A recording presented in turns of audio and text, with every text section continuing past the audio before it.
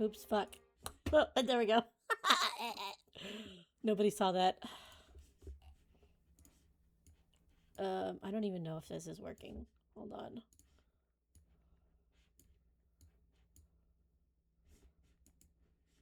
Oh, you guys can't even hear my music. Good. So I can check my stream and then you guys won't hear it. I don't even know if anyone's here. Probably not. I need to check if my stream is up. Oh my god, it's up.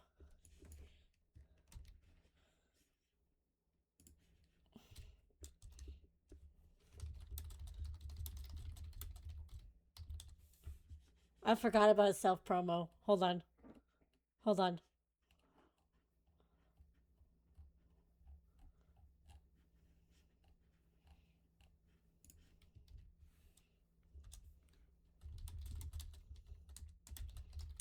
Hi, Shannon. You guys can hear my keyboard.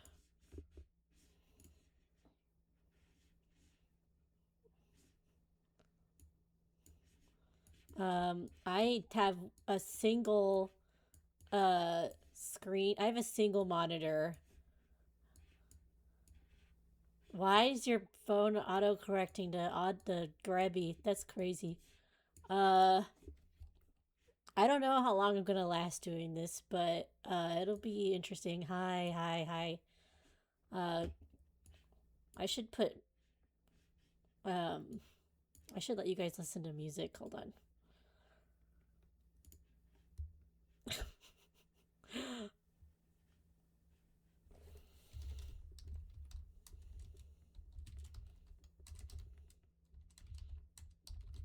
I didn't prepare like a what? You have a notification for me? That's crazy. Uh, uh, well, that's not what I wanted to do. What?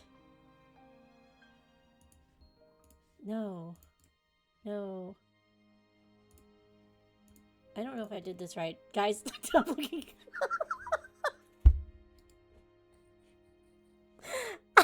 I don't know what I'm doing.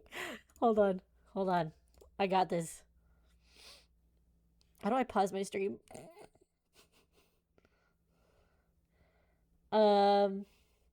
It's fine. You know what? I'm just gonna do this. It's fine. I was trying to figure out how to. Hi, Kermie. Hi, Kitty. Hi, Alder. I don't know who the hell anyone is. Hi. Actually, I know most of you. That's crazy. Hi, Sunny. Okay, now I know.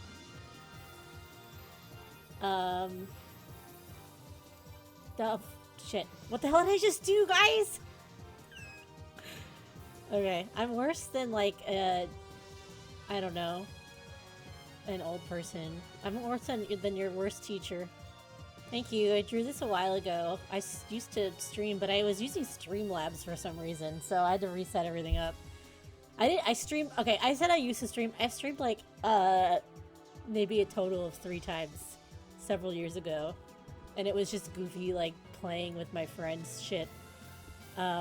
Ignore that I'm fucking everything up right now though with my stream. Can you hear me? Can you hear my music? What's the audio like right now? I just put the Dream Drop Distance OST on because I don't know what the fuck to play. Yapping is fun as fuck.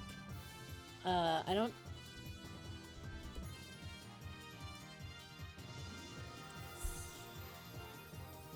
Yeah, I have a desktop, but it needs to be updated. But you guys have to tell me how the audio is. I should post a link to Blue Sky or something that I'm streaming.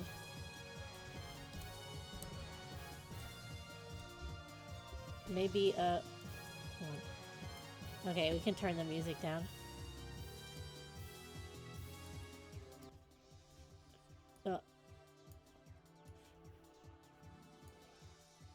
Hi. Oh, you know, it's probably... I mean, my mic's all the way up, I think, but it might just be my microphone being too far from my mouth. I don't have a mic stand. I mean, I don't have a mic arm. I'm gonna do something, though. I'm gonna do something crazy. Okay. Is that better? I put it closer to my mouth.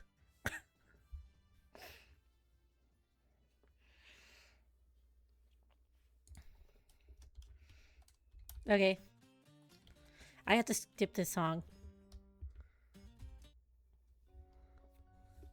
I didn't feel like going through the music and picking out the ones that weren't gonna get me killed by the Twitch cops.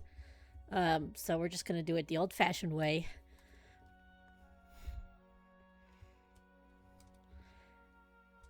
I don't know. I just guessed it did because it's. I mean, I don't know. It has. I don't know. I'm scared of songs with lyrics.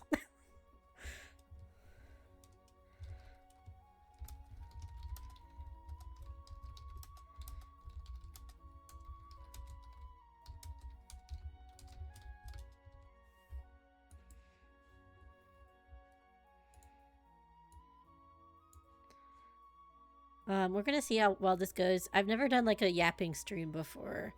Like I did. I mean, I talk all the time, but usually like there's people I'm talking to. So I don't know. Oh well, I don't know. I just don't, I'm just scared. I'm just afraid of everything in the world. You have to understand.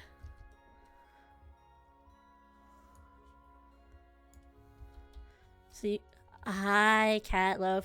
You guys have to ask me questions. You guys have to ask me, or I'm going to have some sort of problems. I don't know. This is probably going to be like more silly than the TED Talk because I have like very little experience with yapping. My favorite Twooey person, I fucking love Joshua. I haven't played Twooey in like maybe 12 years, but I love Joshua.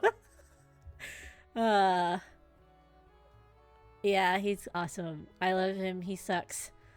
I kind of always liked shitty guys, so I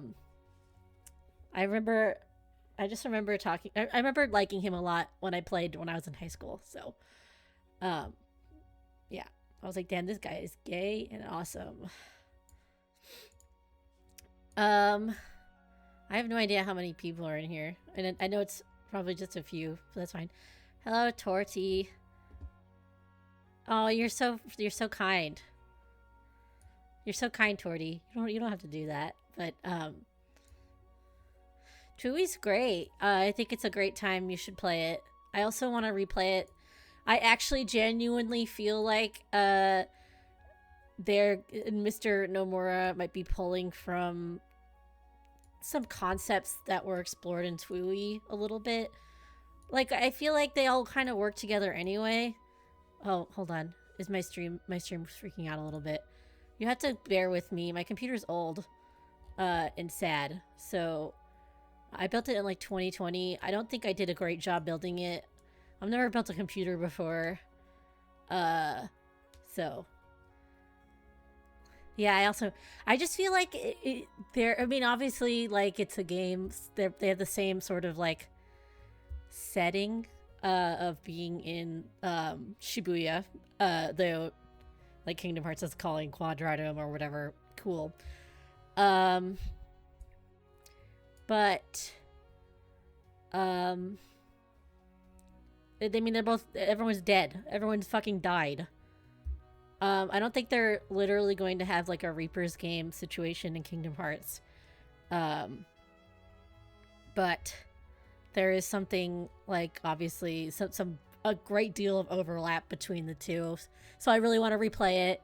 I really like the kind of concept of what's it called? The entry fees.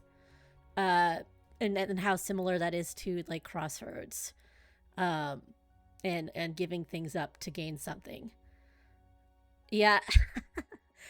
Yeah, because literally Beat's entry fee is the love and Rhyme has for him, and therefore the memories. So I'm like, okay, guys. Okay. And then he meets Riku, and I think Sora meets him too at some point. So that's cool. Yeah. No, it's his love for Riku, guys. It's the power of waking, which is also his love for Riku. You understand. Riku didn't lose his. Riku still adores Sora. He loves Sora, so that's not gone. Riku has not forgotten about Sora. But Sora has clearly. Yep. Something like that. He might have to figure it out. This is my speculation. I'm not like 100%, you know. Obviously anything's possible. But we know that he's forgetting really important things. I think I should transition over to live so you guys can see my Fugi. I just have my video pulled up in case I feel like playing a clip. Look at my Fugi. It's so cute. I'm squeezing him. I I wanted to try to... I thought about making his face purple when I squeezed him, but it was a little too brutal. I'm killing him. Yay! Torty told me that... Torty helped me because I was like, I gotta redraw my Fugi. And Torty was like, oh, you should be gripping Riku in your Fugi. And I was like, I should be gripping Riku in my Fugi. Absolutely, you're right. And that made me want to draw it. And I drew it like in a couple hours, maybe. I don't know how long it took me. But I was like, yeah, let's do it. That's awesome. But thank you. I'm trying to think of where I want to start. I mean, I wonder if we should just start with... Because the whole goal I had for this particular stream was I just want to talk about the new trailer and kind of try to relate it to my video a little bit. I don't think I have enough to go off of with the new trailer to do a whole nother like video deep dive on it. And I'll explain why. Yeah, Torty impregnated the entire barn. Kind of crazy. So yeah, I'm just gonna do my best. Just talking about stuff that interested me. And stuff that I didn't cover in my video that I'm like, damn, maybe I should have said something about that. And I'm trying to remember what it was. I don't really want to sit here and like rewatch my whole video with you guys. Because I don't like listening to myself. And I'm not gonna be able to think and talk at the same time as hearing my own voice, because I'm gonna get confused. But we can watch. I pulled up the trailer. I also wanted to show how they're the one they showed on the during the direct is slightly different from the one they showed during the one they showed when they just dropped it on YouTube or whatever. It's just slightly different from the official. I don't know how much information we can gather from it beyond the command menu being there, but it's still cool to see some of the differences. Hold on, actually, let me do. You guys aren't hearing doubled audio, are you? I hope not. Anyway, it's fine. I know what I'm doing. I didn't mess up anything. Okay, good. Cool. Whatever. Don't worry about it. I'm trying to think. I was gonna write down like some talking points I wanted to do, but I didn't do that because I was trying to figure out how to set up the stream, and I was like, damn, it's already 8:30. I gotta start, or I'm gonna be up really late. So I guess we could just watch the trailer again, and then I could talk about it and like pause it to talk about stuff, I guess. Yeah, it's gonna be just kind of like things I want to say. So let me pull up the trailer. I'm probably just gonna... I don't know if I'm gonna play it all the way through once. Maybe we should do that. Just to refresh our memories. As if we haven't all watched this like 100,000 times. Let me pause the music. Okay, guys, you ready? Are you fucking ready? Can I just say... I should pull up the Nintendo Direct one because of the... Oh, shit. Because of the experience of watching this in the Direct and how it was revealed. Freaking Nico didn't get to experience this. I don't know how many of you didn't, like, watch the Direct. but I have to show you. This is like this is what was happening. You know, they were showing like hold on, they were showing the Switch 2 like ports. And I was like, oh yay, Sora's real. I'm so happy we have Kingdom Hearts news. It was also like, okay, dude, if I had to watch that at work, I would, I don't know what I would have done. I would have been screaming. Because I was in my bed just watching, because it was the day I had to go to fucking IKEA and get some furniture. My beautiful desk that I'm sitting at from IKEA. Because I didn't have a desk, so I was using my computer on the floor. So I was in my bed just watching it. I was like, you know, it's early. I'm going to get this over with, and I'm going to go, you know, pick up my friend, and we're going to go to IKEA. And it started, and I just like I jumped out of my bed. I started screaming and laughing like I don't even know, something possessed me, and I was just like, I don't know. I feel like my neighbors might have been concerned, but anyway, but they had a whole like, what's it called? There's a word for it. I'm forgetting it. Like they were just, it looked like it was the end of the direct. I was like, oh, we're not gonna get any Kingdom Hearts stuff today. Like Catloaf had a word for it when I was talking to Catloaf, but I don't remember. But you know, it was just showing a bunch of. It was like a montage of different games, and I was like, okay, we're done. But then they were like, oh, Kingdom Hearts, haha, Kingdom Hearts, look. So they had this whole montage of games, and there wasn't even anything. And then it was like, whoa, Kingdom Hearts ports is real, cool. Filled with memorable and then I was like, yay, I'm so happy. And then I was like, okay, I'll just watch through the end. Nothing else is gonna happen. Not even suspecting. This was at the end of the direct, right before the Ocarina of Time announcement, but after everything else. Like, why didn't the sizzle reel? Yeah, sizzle reel, right? Well, they obviously this is at the end of the fucking direct for a reason, and it didn't even cross my mind that there was just no possibility in my mind that there was going to be some sort of like, I had entertained the idea that maybe we'll get like some sort of update about Kingdom Hearts 4, like, hey, we're working on it and we're gonna release it on the Switch, don't worry about it. There was nothing, no possibility in my mind that we were going to get a trailer. And I'm gonna skip forward. Oh fuck, don't worry about it. But like, there's a beat here where it goes completely black. The screen just goes dark, and I was like, I started panicking. This screen, I was like, oh my god, what's happening? And then it's over really quickly, so I didn't have time to like text about it. I was like, I deleted a mess. I was like typing a message. I deleted it as it started. I was like, why is it dark? And then they started playing this fucking trailer. And I was like, what is happening?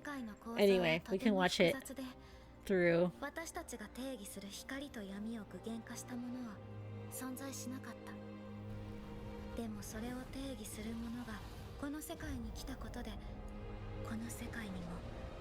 did you just have to fight your urge to scream? I loved screaming. Screaming was great, and I needed it. If I watched this at work, it would have been over. I would have been fired. I love this. Oh fuck, it's so good. See, I'm not thirsty about Sigurd, so it's fine. I don't give a shit. I think it might be Ava. I don't know. Ava. Don't worry, we'll go back and pause over the important stuff. We'll look at Xehanort some more.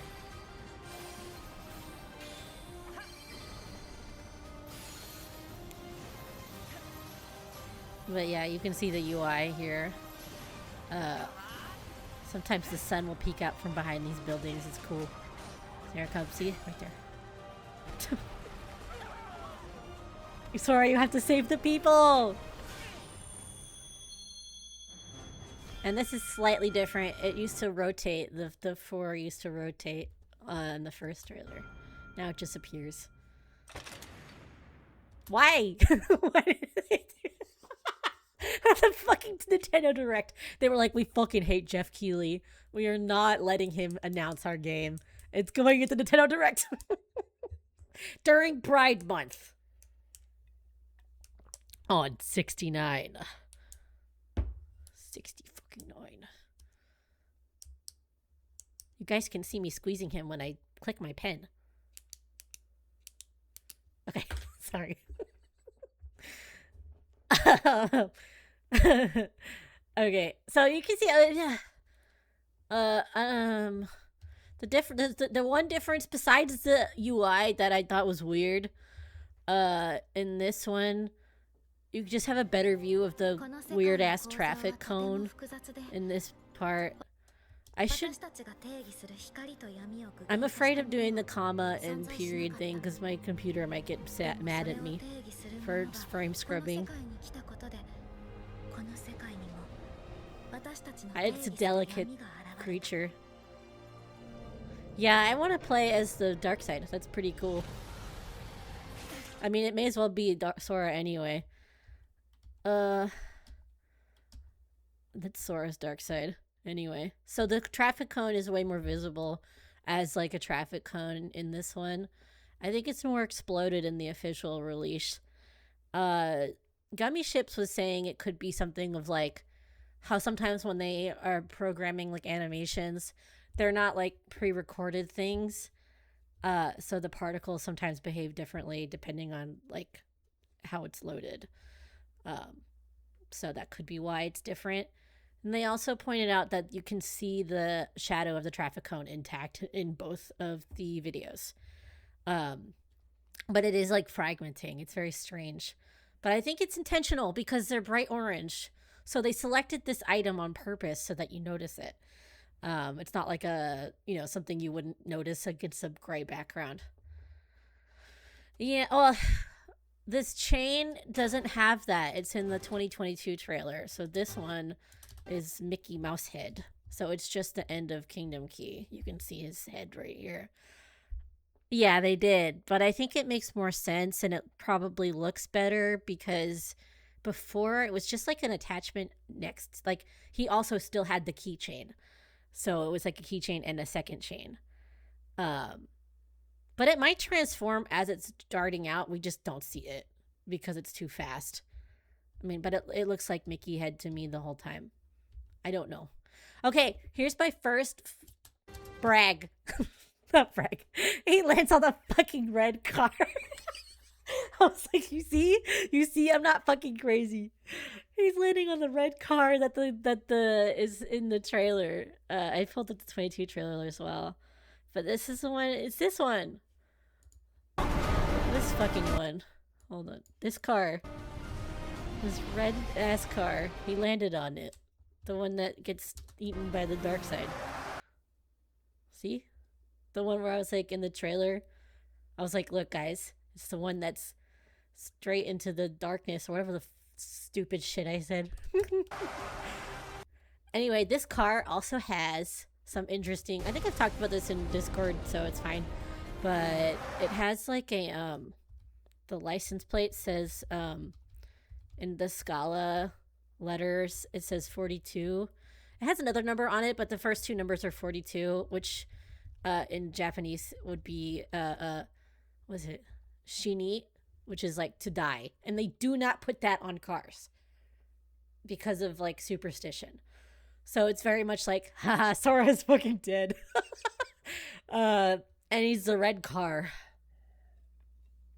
I don't think you can see the license plate on any other cars, but I'll try to explain, like, we can watch this trailer too, so I can go over like why it's so, yeah, I know. My big regret, I did have a Cars in Kingdom Hearts 4 joke in my video, but I was like, I don't feel like, because what was happening was I was like, I have to draw Soriku as Cars for this joke. But then I was like, I don't want to draw cars. I hate drawing cars. So I was like, I'm just going to cut the joke out. And I'm like, damn, it was a missed opportunity. I really should have just joked about cars being in Kingdom Hearts 4. Like, I think it was going to be, when I was talking about the cars, be like, and that's why cars will be in Kingdom Hearts 4. Something like that. Or it's like my fake conclusion. instead of the real conclusion, which is that the blue car is Riku and it's passing through the intersection as like symbolism for him, like moving, and looking for Sora as soon as the light turns green. Um, excuse me.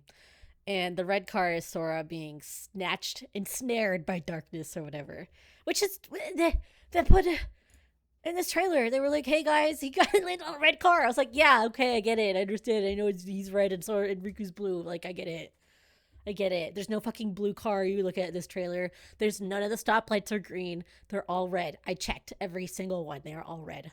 Even at an intersection, like Sora will be standing in the middle of the intersection. Every light around him is red in this fucking trailer. And I'm like, are they just being courteous and stopping for him while he's fucking stunting on the Heartless? I don't know. But even the ones at the fucking feet of the... Because, okay, something else to note is that all of the Heartless appear at crossroads. Even the dark side is inside. In this particular trailer, his foot is, like, in one of the crossroads. Let me try to see it. I missed it. Hold on. Yeah.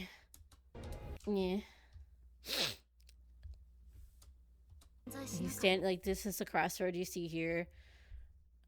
I honestly, it's probably Ava. Someone was talking about how she sits like Ava. And seating positions are really, like, details they pay attention to. Like, Sayx has a particular way that he sits, like, very demurely. You can kind of tell the organization members based on how they're sitting sometimes. So I feel like it makes sense that it could be Ava. I think I'm bad at telling Japanese voices clearly, especially because I don't know, I haven't heard her voice enough. So I was like, yeah, I guess she sounds like a girl. she sounds like a girl. I'm pretty sure Scold is Subject X anyway. It makes too much sense to me, and I would be really annoyed if they were like, haha, Ava also has black hair. I'd be like, bro, shut the fuck up. Shut the fuck up.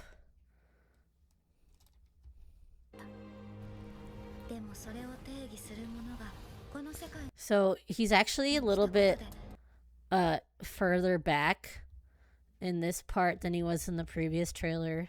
But see how he's standing in the middle of the fucking intersection? His foot is in it.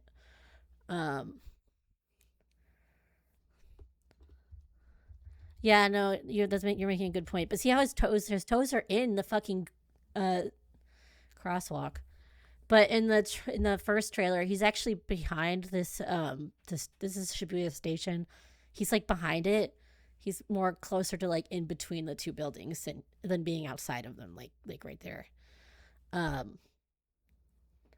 I don't know. This is still Shibuya Square, and this is Hikarie right here. So this area is still important for the trailer.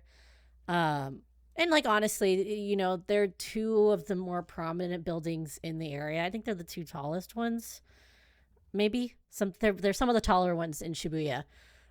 So it makes sense that like this is like, a focal point, and they're much taller than 109. 109 is small, but it's iconic. Yeah, no, they're the same one. I don't think this is a different dark side. This is the same scene. They just moved him for some reason. Let me think. So, like, obviously she has this line about, like, darkness being given physical form when they define it. And there's other Keyblade wielders here. There was no way for me to have known that they were going to put more of them in this game. Maybe, honestly, it's not a bad guess to say, like, okay, probably anyone who's dead could end up here because, she calls it the afterlife for people like her and Sora, aka, like, Keyblade wielders. Although we don't actually know if Sigurd was a Keyblade wielder. He probably was. Rip missing link. But, what was I gonna say? I mean, it wasn't. It would have been a fair guess to say, like, okay, we're probably gonna see other dead characters here. Obviously, like, always was like, yeah, Xehanort, we're gonna see fucking Xehanort again. And yeah, you know, they were like rewarding the Xehanort fans for. Yeah, Volley's a fucking crazy poll. That is crazy. I mean, we all knew Xehanort was gonna be there, but I was like, well, you know, Xehanort did some fucked up shit and intentionally made it so he could make it to Quadratum, or like he forced Sora into Quadratum, doing his like fucking mind games on Sora. So it makes sense to me that he's there, but also might be the reason why Sora is there, at least partially. Um, because he intentionally broke Kyrie's heart into different pieces and was like making Sora doing a little like what's it called? I'm forgetting words. Oh my god.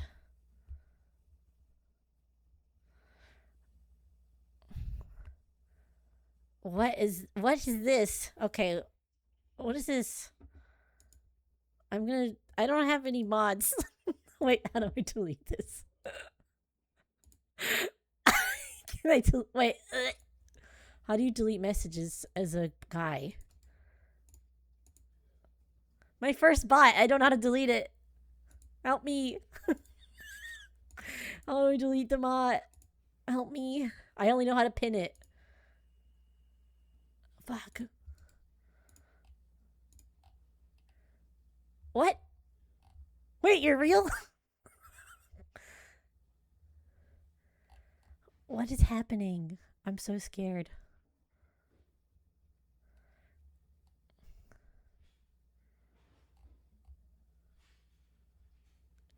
Oh my god.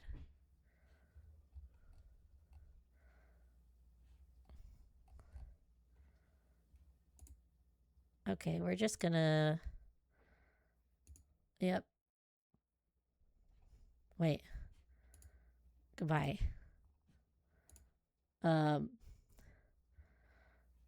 Hold on, guys. Hold on, guys. I can do this. Someone help me delete the suck boy Tony, please. Goodbye. What? Oh my god.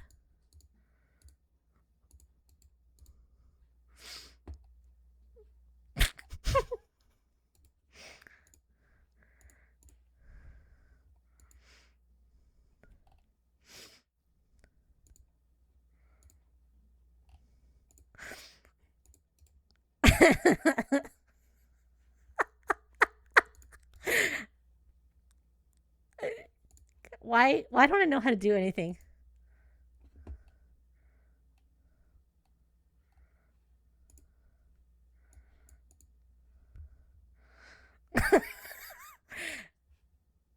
Help me. Help. How does this work?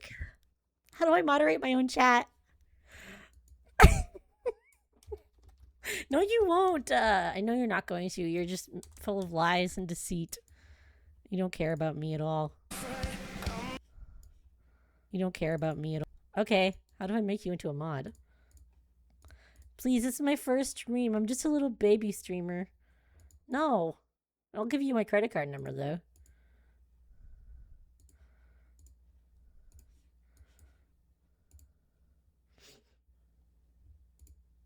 I should have learned how to do this before I started streaming.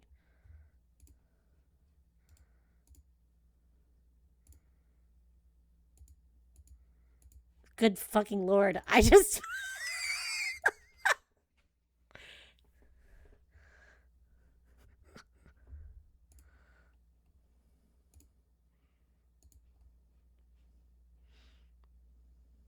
Wait, I can do this. I can do this. I did it.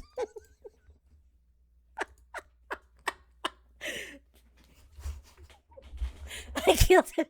I killed Suckboy Tony.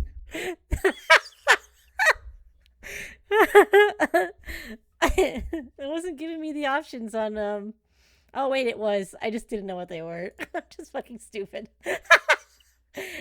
uh anyway. Yeah, I know how everything works. Yeah, can you tell? Oh, thank you, Torty. Yeah, can you guys talk about Suckboy Tony for me? Because it was pretty good. Honestly, I feel bad banning him. He seemed pretty cool. um, sorry, Suckboy Tony. What the fuck were we talking about? What the fuck were we talking about?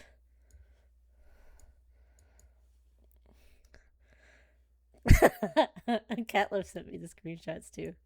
That was pretty good. What the fuck was I talking about? Oh, I was talking about people being dead. I remember. Guys, I'm beating the ADHD allegations. No, we weren't talking about Crossroads. No, I was talking about the wielders that died because I wanted to talk about this line from Ava at the start of the trailer because some people were like, oh, yeah, you know, you were right about Sora's darkness. And I was like, yes, but only partially so. Because there's another layer here. Because the wielders who have died, because there's something in Kingdom Hearts about how things are manifested and born from darkness, from nothingness, basically, I guess, and how our perception of reality, like it's almost like an argument about social constructs, right? Like darkness is a social construct in the world of the realm of light or whatever, so they brought it here. They brought their social construct on darkness, and then it became real. But it's more about like there's these lines in Dream Drop, particularly of how Sora is and Sora and Riku in Tui World. I meant Traverse Town. Joshua was explaining to them, like, you just have to see them to make them real. And that is brought up again when, like, Ansem the Wise is talking to Riku in Sora's heart and is talking about how Sora, there's, like, hearts and everything, and Sora's, like, childlike sort of imagination is making them real. And these are kind of like boogeymen that become real, so they're manifestations, and because they believe these things exist, and so they start existing and become like it's more like a thing of speaking something into existence. But there is, I think, something to be said about how this dark side in particular is Sora related. And I do think it's clear based on the reactions of the people that the Heartless, yeah, they did. And there's something about time travel also involved in that. But, it's just something about, like, speaking something into existence. And hearts grow based on connections with other people.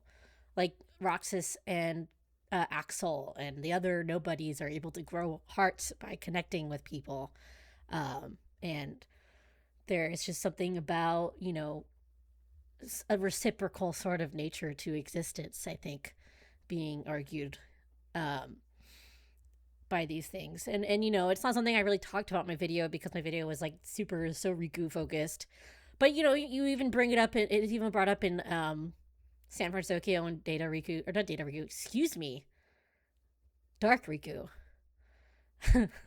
is like talking about how he's going to construct a heart out of data, and how the way that the others are interacting with it will inform its creation and existence. And basically the heart will become complete. In particular through conflict, which I think is really interesting, and I'm actually like super curious about how Kingdom Hearts has created these beings specifically out of conflict. Like you have Replica Riku's data was absorbed by Vexen by fighting Riku. And even all the data, when you're doing the data fights, I think it's called like data analysis, where you're doing the fights and gathering information about them. Like it's this whole like you're gathering data by fighting. Yeah, I know, right? How dare I? How dare I piss on the poor or whatever? I want to shut my blinds. Hold on. I feel like the boogeyman's gonna look at me or something stupid. The fucking boogeyman. Gonna get me. Anyway.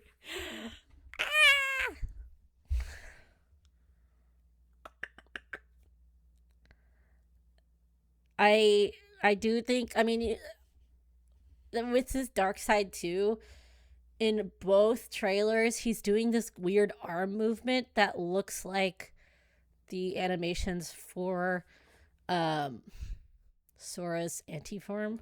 So when he sticks his arm out like that, it's very reminiscent of it.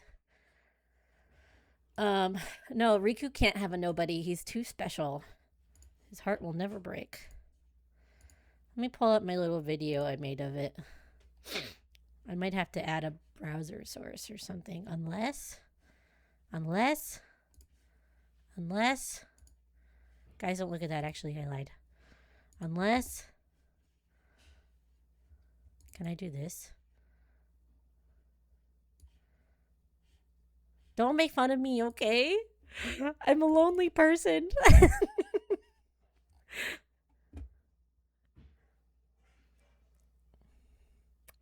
Where's my fucking video that I made? Is it in? Sorry, I'm looking through my files. Oh, there it is. Can I? No, I can't open it there. Fuck.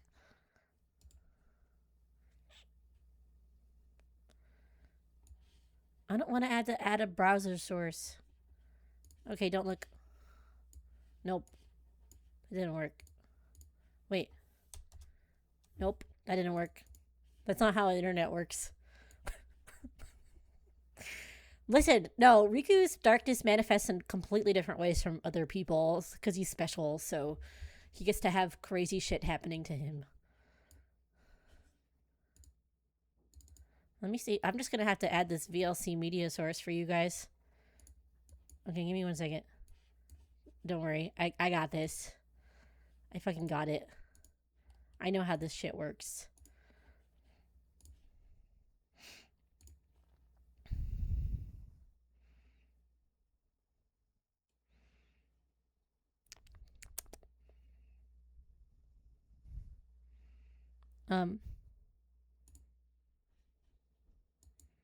Okay.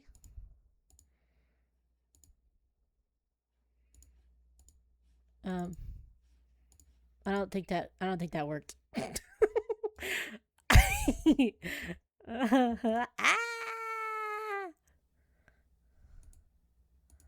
Hold on. I can fucking do it. I don't want to capture my full display. How do I just do... Oh, I can just play media? That's weird. Let's see if that works. We're going on an adventure together where I figure out how this shit actually works.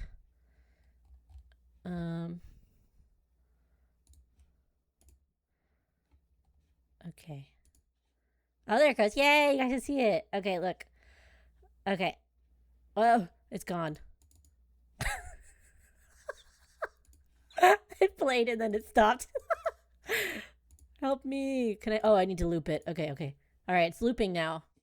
I'm gonna put it underneath my creature. Yay. Hi, I'm in the corner. Okay, do you see what I'm talking about? I timed this so it matches up. You can see his arm swing out really similarly to the dark sides. But you see what I'm talking about? You guys have to say yes. Or I'll cry. Isn't it weird? I think it's cool. But yeah, I made this. I made this. Yeah, you can see how his arm swings out. And then I guess I left this last portion in because they both kind of do this two arms out thing. Like obviously it's an opposite hand. Like the dark side's, well, no, the dark side is left hand here, right hand here, and Sora's is his left. So, yeah. Anyway, I'm gonna delete this. Remove source. Get out of here.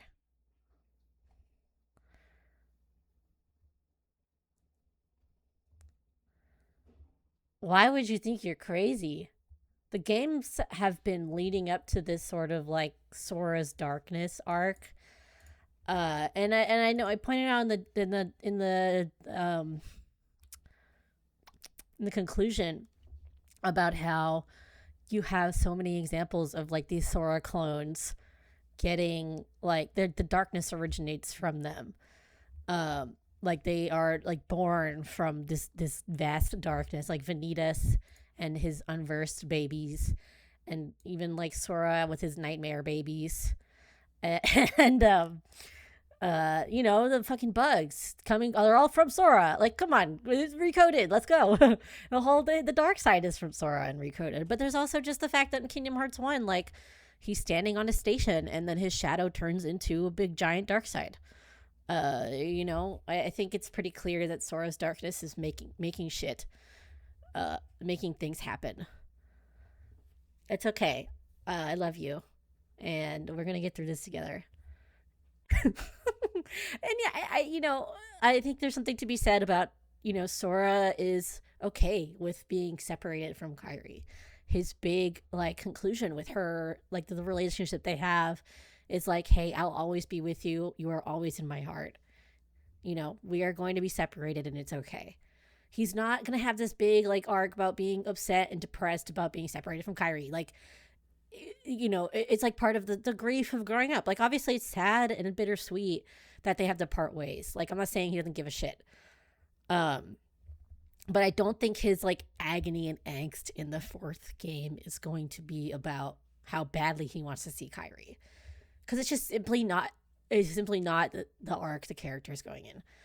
Um, you know, it's a whole thing with Winnie the Pooh, like leaving Winnie the Pooh behind as part of growing up. And he's not like, oh, I need to see Winnie the Pooh really bad. I'm so sad. I don't. I mean, this is Graven. This is Graven's depression arc, as if he has to leave Winnie the Pooh behind. He'll have a dark side coming from that. But yeah, I would agree that they did resolve things between them, and they had a really sweet goodbye and everything. And I think they leave on terms where they understand that it might be for a while before they see each other.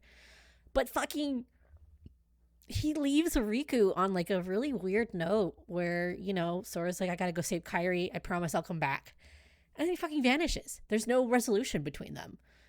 There's no real goodbye, you know, between Sora and Riku. And that's, I mean, you know, Sora doesn't speak to Riku before he fucking dies forever. He just vanishes in front of Riku's eyes, his sad green eyes. And yeah, he's having his memories eaten by the fucking demons inside of him, called homosexuality or something. I don't know. Yeah, I gave him a concussion. Yeah, Riku is at his limit. The fairy godmother shows up to people who are close to not believing in their dreams anymore. Like, she appears to Cinderella when Cinderella's heart is broken, her dress is all torn up, and she's like crying on like the floor. And she threw herself like on a bench, and then fairy godmother is like, "Don't worry, babe, I got you." um, and you know, we don't really see that from Riku, because Riku is like cool as a cucumber. He's calm and collected, but you can tell he's like, you know, if you know, Sora was still around, we would have found him by now. You know, and he's like, well, Kyrie didn't find anything, so you know, I don't think there's anything. I don't think Sora's here anymore. Like, he's so like dejected. Yeah, you do have to do that. It's your homework. Yeah, I think it's because Kyrie's relationship to Sora is more about archiving some sort of memories of him, and like having a really strong connection to his past. Because Kyrie is like the memories, Riku is like the dreams, which is like memories are the past and dreams are the future, right? So there's like kind of a connection there. Um, and so Sora, you know, turning backwards is towards Kyrie, and going forwards is towards Riku. Um, but anyway, what I'm saying is, I'm correct. Yeah, it could be that. And I always wondered too if the end of Kingdom Hearts 3, like, this is my weird theory, is he gives her his body uh so that she can come back with a form, but I think that would be a little weird. But estrogen, I guess. But that was my weird idea.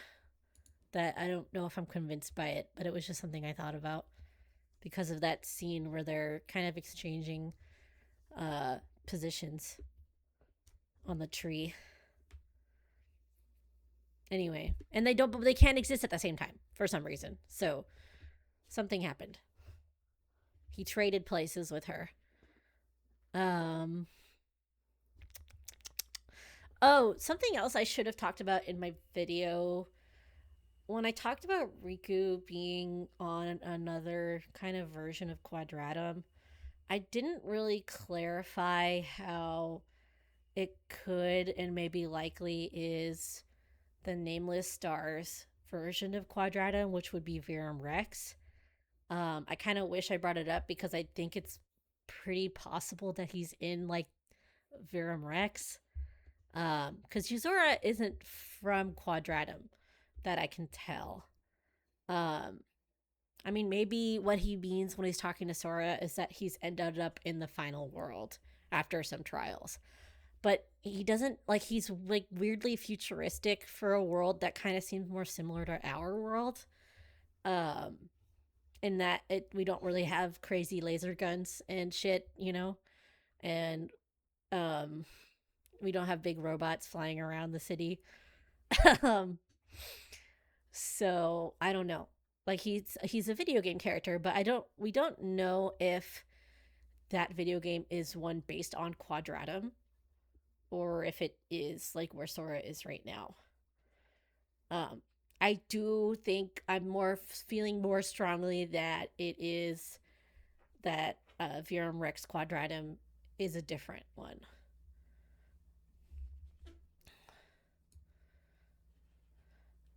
Yeah, Yuzora, but I think it's not necessarily just Riku's dream. I think that he's diving into Sora's dream there. But they are still somehow like Sora might be in like a dreaming Quadratum in that way, whereas Riku is in Sora's dream, kind of like in Dream Drop, how Sora's visiting sleeping worlds and Riku's visiting Sora's dreams of them. But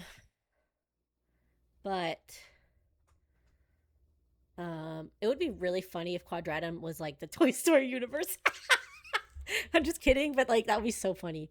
Fucking Woody lives there.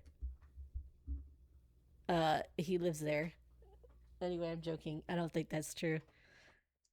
Oh yeah, I want to see Meow Wow so bad. I love that motherfucker.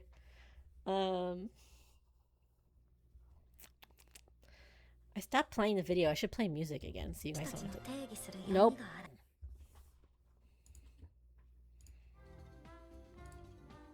Yay.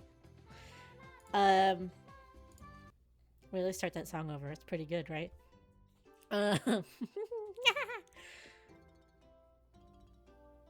I'm trying to remember what I was talking about.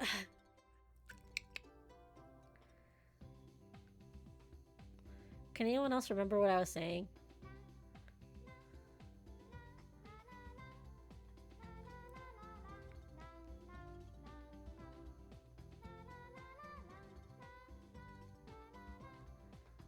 Dude, my brain just froze. I'm like, this is what it's like to live with my mind. We were talking. Oh yeah. We were talking about the dream versions of Quadratum. Okay, so yes, Nameless Stars Quadratum. So he is using the power of waking on her. When we've previously seen this done, it is you are taken into the dreams of the person.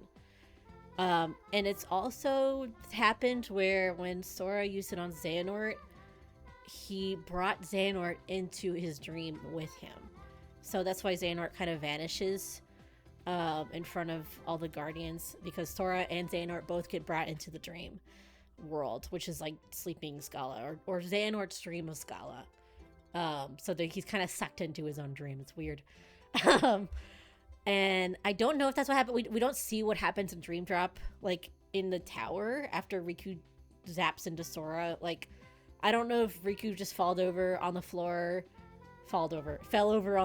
unconscious after doing that, which would be really funny. Because, you know, we see him wake up, but it's also possible that they both, like, kind of disappeared once he did that. We don't know. I actually wanted to look at the end of Melody of Memory. I can't remember if you still see the star after he leaves, because I'm wondering if he took her with him by consequence of using the power of waking on her. Because I do feel like they could potentially team up. There is something about how Riku might have to help her realize her dream in order to make motions to realize his own dream. Because I think there is going to be a layer of separation between him and Sora in terms of like being able to make contact in Quadratum. I don't think it's as easy as beaming power of waking into this nameless star. I think it's a step in the right direction, and he's going to be a lot closer than he was, but there's probably going to have to be something that bridges them.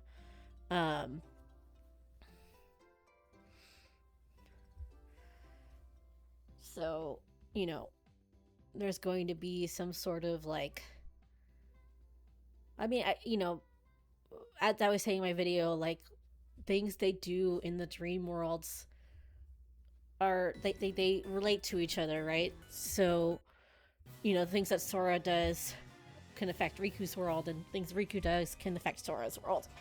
So it's not as if they're not going to be able to, like, interact.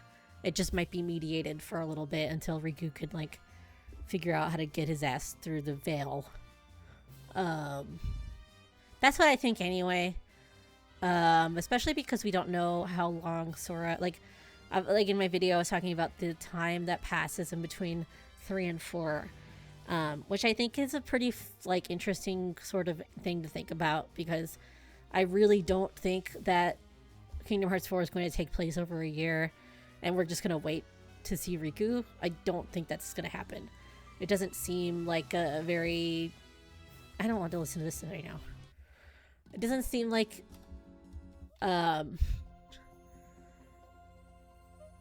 it just doesn't make sense, because they're showing Riku blast off there for a reason, and I think it means that, you know, he is going to be there pretty early. And we also do see Sora walking around like a you know, sleeping Quadratum in a dream, and we see him fighting Yozora in a dream. These things both happen. I don't know. We don't know like when or like what relation they have to each other in terms of like, did Sora's dream happen first or did he fight Yozora first? We don't know. We don't know where Sora goes after his fight with Yozora, when, you know, he wakes up and he's in the final world, but it's daytime. We see Yozora after that, where he's awakened. He's like wakes up from his dream in Quadratum. But we don't know how Sora actually gets to Quadratum from the final world. We have no idea. And they might answer that for us at the start of the next game. We'll see, though. What if they made you fight Yozora again at the start of fucking Kingdom Hearts 4 and it was really hard? That would be so funny. I'll be ready. I got that motherfucker killed twice. I can do it. Anyway. Oh, something else I wanted to say. I think Yozora also might have the ability to move between two. If there is like a split world thing, I think he might be like Joshua. Joshua is able to travel between the two versions because he's holding on to Rhyme's dreams. And dreams are portals in this kind of okay, so the portals that are summoned with the power of waking, they are dreams. This is what I've been trying to work through, because I wanted to make a power of waking video, but I'm trying to figure out fucking portals. Portals are dreams for some reason. And you can use those dreams to move between different areas, like, you know, between different dreams. You know, things like that. And I think that him holding onto Rhyme's dreams is just kind of a reference to her entry fee, because her entry fee to the Rebirth game was her dreams. So it makes sense that she's the one that gave up her dreams, which is also why it's actually no. The reason why she doesn't have memories of Beat is because Beat's price was the love that Rhyme has for him, so she forgot Beat. And I think that's the resolved. I think Beat wins or something, so that's resolved at the end. I can't remember. Yeah, I mean, she's missing her body and her heart and everything. Everything was taken from her or whatever. Um, well, I think Yuzora might be holding on to Sora's dreams, is what I'm trying to say. Like, his dreams are, you know, a piece of him. And I think his heterophobic eyeballs might give him the ability to see through certain things. He has a lot of his sort of like whole deal is thank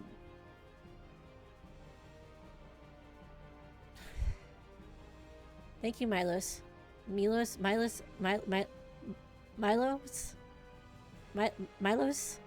I forgot. Can you help me? Milos. Thank you, Milos. Yeah, his heterophobic eyeballs. So, his when you beat him, his sort of like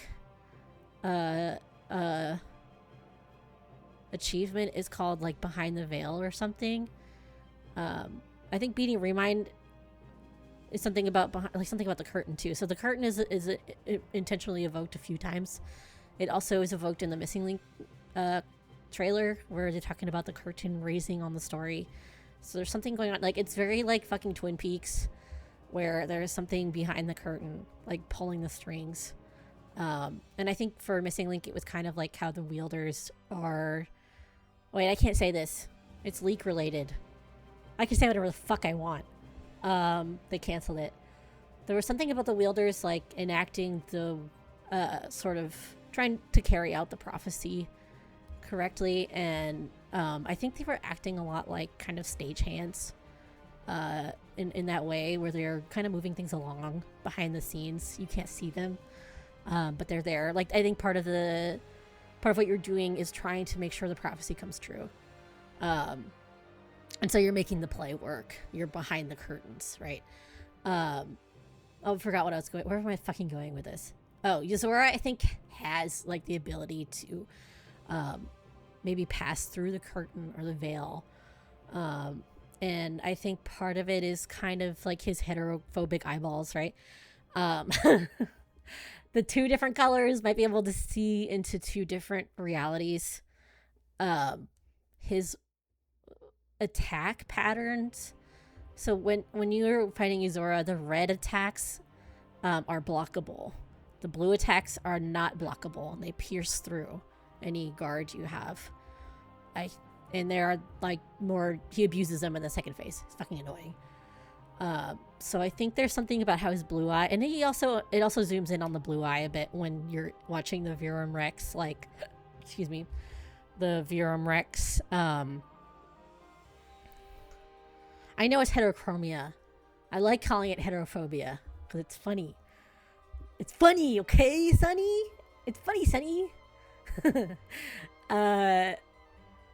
It pierces through his guard. So I think there's something about his blue eye, like, being able to see through illusions or something. I don't know. I'm making shit up.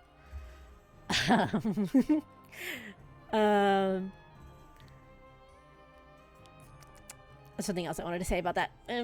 Oh yeah, and the Verum Rex trailer thing in Kingdom Hearts 3, you zoom in and you on his blue eyeball, and it's the special one.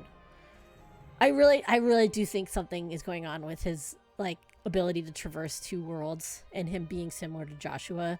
He's even like sitting on top of the building just like Joshua was, and fucking sitting on top of the little fountain in Kingdom Hearts 3D.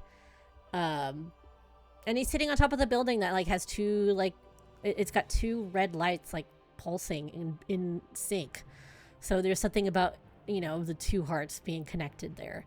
Fucking Soriku building number 3. Soriku building number 3. I think it's very intentional that he's up there. And that building, the Tokyo Municipal Government building, I think it's pretty... I think it's in the very middle of the, what's it called? Where the fuck is it? Get it out of here, build. Okay, see, it's right there. You can't see it because it's too small, but it's right there in the middle. It's like very, and then this is a mixture of Yeah, basically. Yeah, Peachy Bean. Or you like going by Beans, right? Yeah, he has a Sharingan. So I do think that there's something going on with like him being able to do both, because he's kind of like the sleep guy, you know.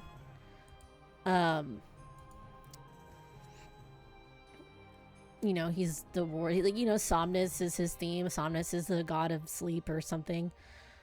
It's not his theme, but it's part of the fucking Versus 13 shit. Yeah, I know. They all happen at intersections. All the cars waited so patiently for you. It's so funny. It's kind of funny. I kind of hope that it's like... I mean, they're not going to let Sora get hit by a fucking car, right? That's not going to happen. So I keep thinking about how goofy the cars look in San Francisco when they just stop abruptly when you walk in front of them. And I'm like, how are we going to do cars in this world? I hope it's a little better. I hope Sora can cause a fucking incident by running into the street. I know, they're all waiting. And it's just stopped. Everything stopped. But it's not like the time is frozen, because the people you can see move on the periphery. They're taking fucking pictures of him and shit. But they're just waiting. They're just waiting for him to finish. I mean, I would wait. I would let him go. Be like, yeah, that's fucking awesome. Keep going, little boy. Like, kill those fucking guys. That's awesome. This is like, all of this is happening really close to the main like area of the trailer. This is all near like Shibuya Scramble area. It's all around it. I think we actually see this intersection in the Verum-Rex trailer. But that one's also near the Shibuya buildings. Anyway, we didn't even look at my favorite image.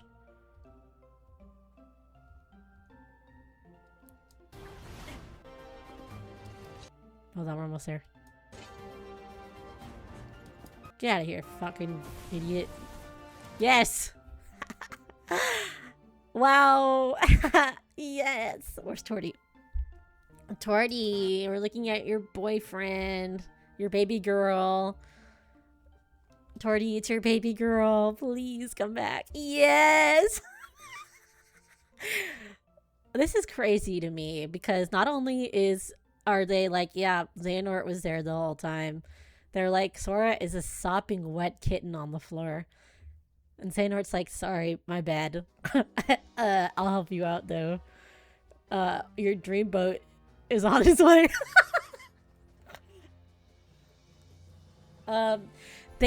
This is where the Zora and fucking Riku are in the Secret movie. And I'm like, bro, what? Why is Sora in Shinjuku? Like, this is the first time we see Sora in Shinjuku at all. Like, he's never been there. This is the first time we see him there, and it's with Xehanort. And it's in the rain, and he's sad. Why? Why is he so fucking sad? Ugh. Sorry, I'm adjusting in my seat. I agree. I think he saw Riku's light and was trying to get to it, and he fucking couldn't do it. That would be cool, right? But I could be off base. Anything could happen before this.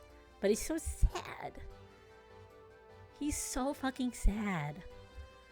He's so sad.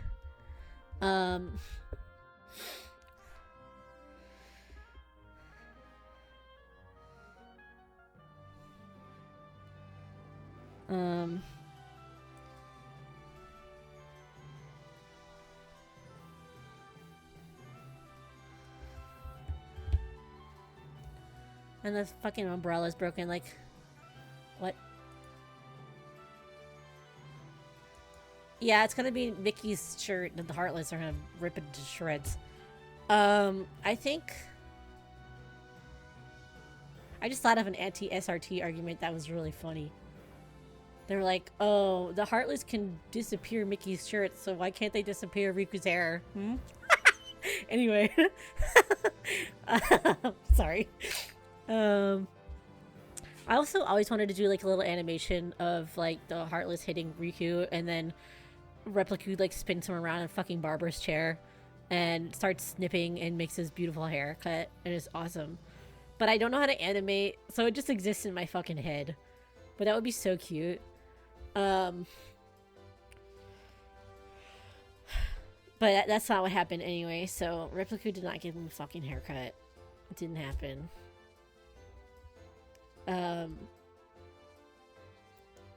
Anyway, I was wondering, like, okay, is it Sora's umbrella? I mean, Sora would never use an umbrella. See, like, he would never fucking use an umbrella. What? What's wrong with my vision?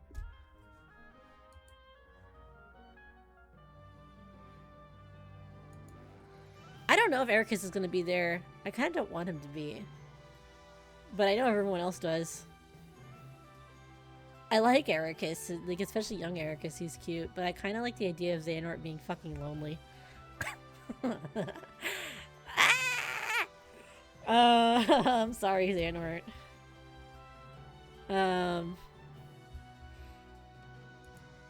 I know, I'm sorry, Dorty. I'm betraying you. I don't know, he might be there. It's very possible. Anything's possible, truly. Anyone who died could be here. My ear is itchy, hold on. If we get Valid. My friend Valid. Dude, Valid died, aren't you sad? I love that the Dark Road likers were like, oh my god, I know who that is. Oh my god. It's that one guy. It's that fucking guy. I like Dark Road, but I think I didn't like it enough to remember what Volley's name was. Or maybe I just haven't watched it enough times. I was like, oh my god, fuck, I know who that is. I know who that is. That's that guy. That's the guy. That's the guy who thought it was a lesbian ninja. But, I was wrong.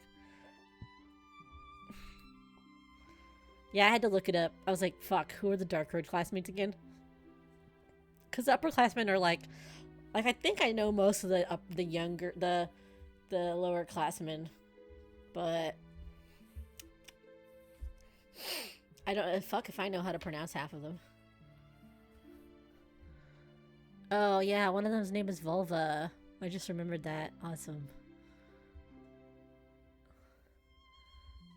But they don't pronounce it like that in the English. I forgot how they pronounce it in the English. I don't know. I was like, well, maybe it's Sora's umbrella and Sora dropped it and Xehanort got it for him. That would be so cute.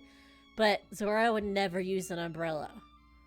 He would just walk around in the rain. Because he catches fish with his bare fucking teeth or whatever. You know, he's not going to use an umbrella. Unless... No, he's not going to use an umbrella. But maybe Sora fucking... maybe he fucking hits Xehanort and Xehanort's like, bro, chill. And he hits his umbrella. I don't think that's gonna happen either. But I love that it's fucking broken so much. Like, what, it's so awesome. This image is amazing. And I can't wait to find out why his umbrella is fucking broken. I don't have any good ideas about it. I mean, honestly, anything could break it. Could be a Heartless. Could be a wind. Real strong wind. You know, anything could happen. Umbrellas are pretty fragile. The Heartless broke it, yeah. That's like they gave Riku a haircut and they took Mickey's shirt. They fucking broke it.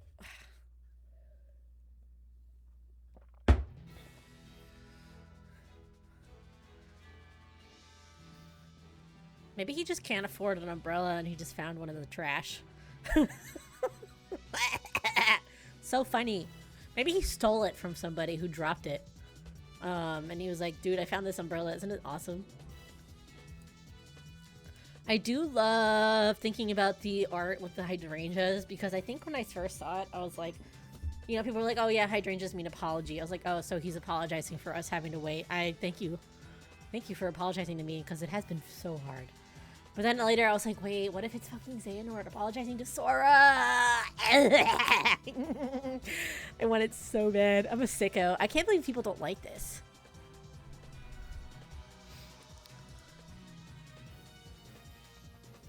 I don't know. I feel like this is definitely Xehanort, but there is like a Riku reason for it being here. And I do think that Xehanort might know what Riku means to Sora, maybe even more than what Sora knows himself. Because remember, this motherfucker has, like, super empathy. He's a fucking empath, okay? He can tell. He knows Sora is down bad. You know? He gets it.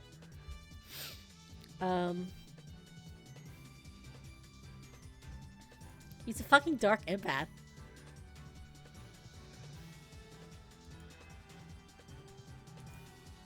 Yeah, I think he just had trauma or something.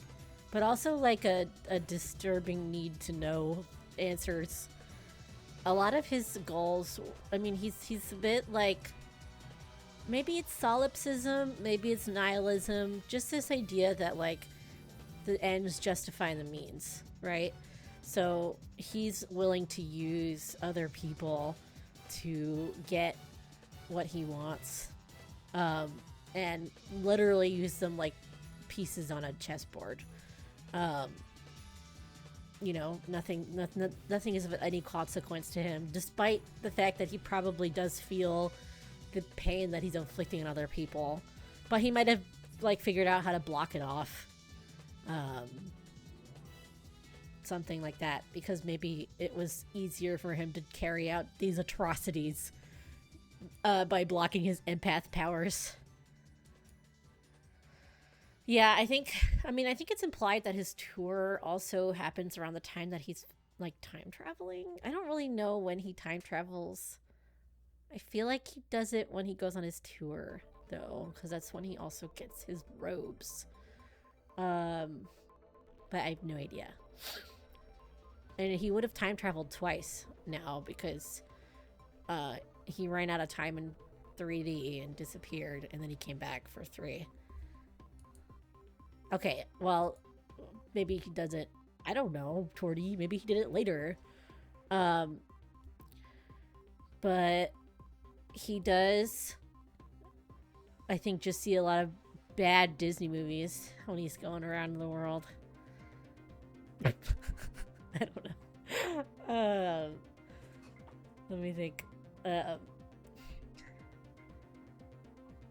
Something fucking happened to him. He saw one of the bad movies.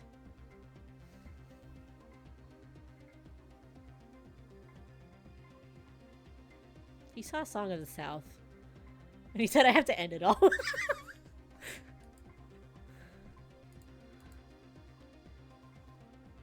I guess that's a point. Yeah, you have a point. I don't know when the fuck, like, because it's confusing, right? Because Ansem meets him when he's still on Destiny Islands.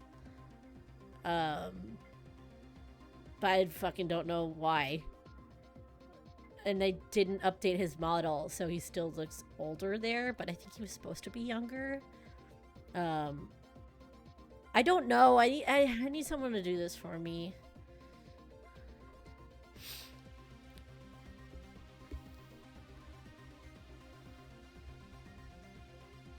Yeah, but I think the reason they just didn't have time to make another model for 3D, because I'm pretty sure that on the beach that is before he goes to Scala, and that's I think when we see in Dark Road is the potato sack Ansem like sending him to Scala and not necessarily sending him through time yet. Yeah. So I don't know when Ansem gave him the ability to travel through time. Maybe he told him about it and he was like, I'll save that for later. I don't fucking know. Yeah, I know. Hi, Maple. Dude, I understand. Animal, my dog is good, and if he gets hot, he moves. And we have about the same tolerance for heat levels, so dog win, I guess. Now he's licking my rug again. Stop it! Dude. Hey. What are you doing to my rug? Don't look at me like that. Come here. Hi. Hi, puppy. Wow, you're coming over to say hi? Come here. Come here, I want to give you... I want to pet your nose. Come here. Oh, he's just standing about, like, 4 feet away from me and wagging his tail and looking at me. Come here. Come here. Yes, thank you. I touch you. Yay! Petting him is pretty awesome. Okay. No, I'm not playing with you right now. I'm busy. I'm fucking busy. I've only been streaming for like an hour. That's crazy. I feel like I've been streaming for like 3 hours.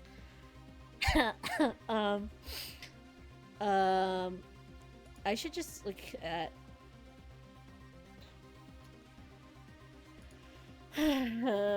what else in this did I want to talk about? We should watch...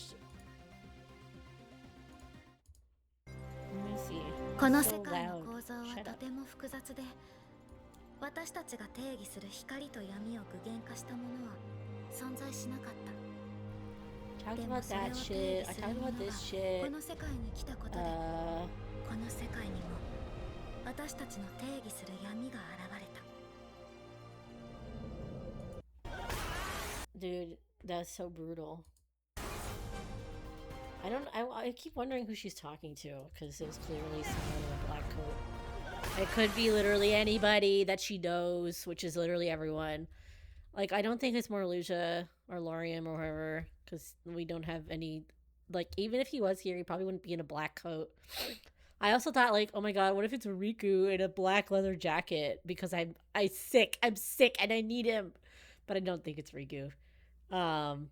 It's probably, like, some fucking guy. I don't care. But she looks like she recognizes him, maybe. I don't know, it's hard to read her face. Sigurd. This fucking guy. I don't have anything to say about him. We all knew he was a bus driver, so what? Who was it who brought her to Quadratum? She fucking died. Was that what you were asking? I don't know. We don't even know really how Sora got there.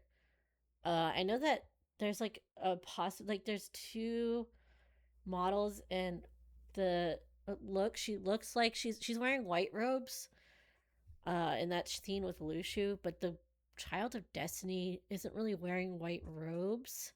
They're like slightly different.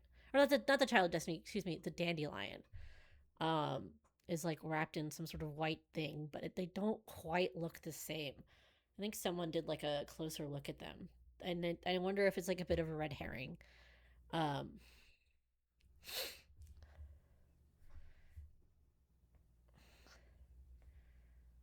Yeah, I don't think we see her hair in the lifeboat one. I'm saying that the lifeboat cutscene, the white robes look different than they did when she was wearing them. So they might be different people.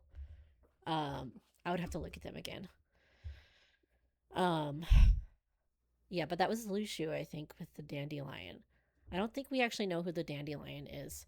I also saw it proposed that the true Dandelion. I think I already saw it. I saw it proposed that the Strelitzia we see is like Data Strelitzia or something, which is also interesting. But I don't know. I don't know how Data works in the real world. I know that everyone was able to be pulled into the Data world, but I don't know if Sora and Riku can, like Data, so Riku, I don't know if they can like manifest like that in the real world. I have no idea. I can't remember. Everything in Kingdom Hearts is pretty like wishy-washy with that. Like I think, anything's possible. Let's see. And the stupid black feathers, and everyone's like, "Oh my god, Sephiroth," and I'm like, "Oh my god, missing link in the Sephirothlings." I like the motion so far. It looks good. Oh. What did I want to say?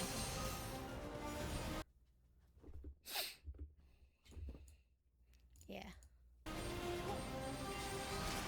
I mean, I think you know, as we get more trailers, we might see more. But you see how every fucking stoplight is red? Like when I was watching, I don't think we didn't watch this. I was gonna show the original trailer. There's so much they packed into the original trailer, and there's just like nothing in the new one. There's fucking nothing. What? Yeah, I know. Hachiko is right near where Sora is, where I'm like thinking about, and then I always think about that little dog poster. Whenever I think about Hachiko and Shibuya, because he's there, and also it's like a location you can visit in Tui. You can visit the Hachiko statue.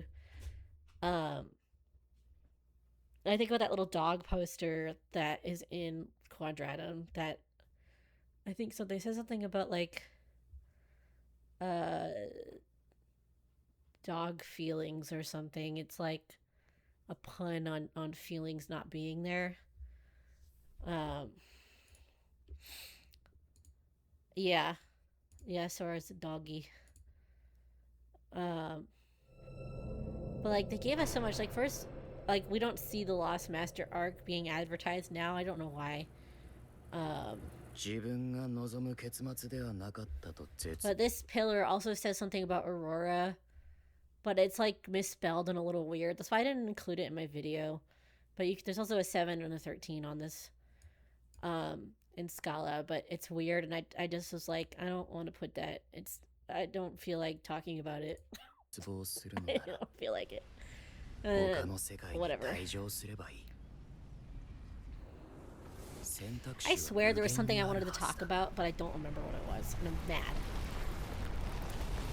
Like the other day, I was like, I gotta write this down. This is good, and I forgot. See, guided by fate to its rightful place. Yes, we are guided to Riku's bosom. I'm not taking any questions.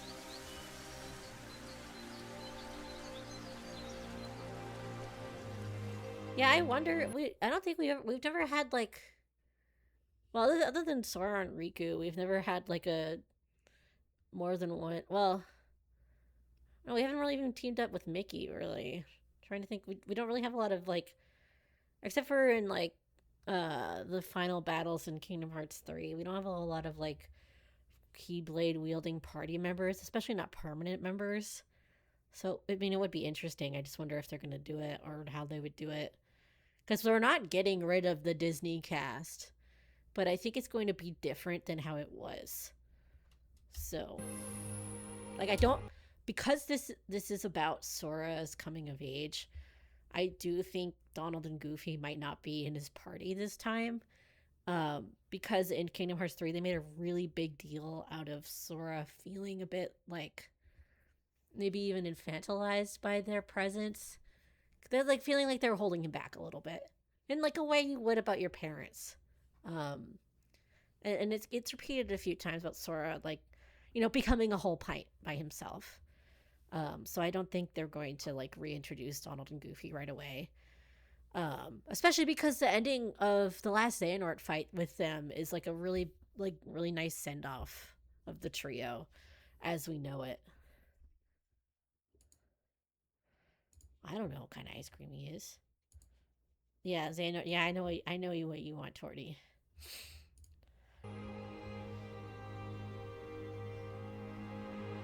He has cute little hair, but he's like this is like a, you know, he's got his shoes off. You know, he's in his casket right now. He's fucking dead. They don't put shoes on corpses, right? I forgot how that works. Like this is our first shot of him. He's like fucking comatose. He's dead on the couch, but he's not dead. He's fine. But he's dead. You know what I mean? Like the first time we see him in a few years, he's like not moving. It's unusual for him. Well, yeah, I know shoes inside Japan is a big no-no, but I'm just saying this is the first time we've seen him without fucking shoes. They wear shoes inside all the time in fucking Kingdom Hearts. Sora wears shoes in his bed in the first game. He's a freak. I know that's why Strelitzia takes her shoes off, but he's not wearing any socks. You can see his fucking feet. So I don't know. It's just the first time we're really seeing Sora's feet, other than in the cover art where he's stepping into the water. But that's also maybe another thing, like a nod to him being like in darkness now, because you can see his fucking feet. Like, come on, like You think I can see this and not go, wow, I have to make a video about this? And no one's fucking talking about it. The only people talking about it were like Sariku's talking about this very like extremely blatant imagery that they're doing here. Like, it's so like on the nose. I'm like, are you fucking serious? Are you like are you fucking serious, bro? Come on. And he wakes up. Wow, he woke up. That's crazy. Oh yeah. I mean, I think I saw someone else talking about it. I mean, you know, your ideas are never made in a vacuum. I can't claim to have invented everything that I have come up with. But even here, like, there's a bit of like a silhouette here. If you wanted to say this is like a heart symbol, you could try. It looks a little bit stronger in the thing, but part of it's also just the shape of a hood. I don't know. But I mean, obviously not everyone has it. Yeah, he definitely does in 3. Wow, and that blinding light. What the hell? Where he's stepping out into the whatever with his bare ass fucking feet. With the water, perhaps? Perhaps the water he's stepping into, perhaps? Perhaps? And I what I mean is like the art, the 3 arts we have of Sora where he's walking into the water in the cover titles, like in the splash art for the games. We have his shoes off and he's walking into the sea. Oh yeah, I know all about their hearts because they all had fucking V-necks.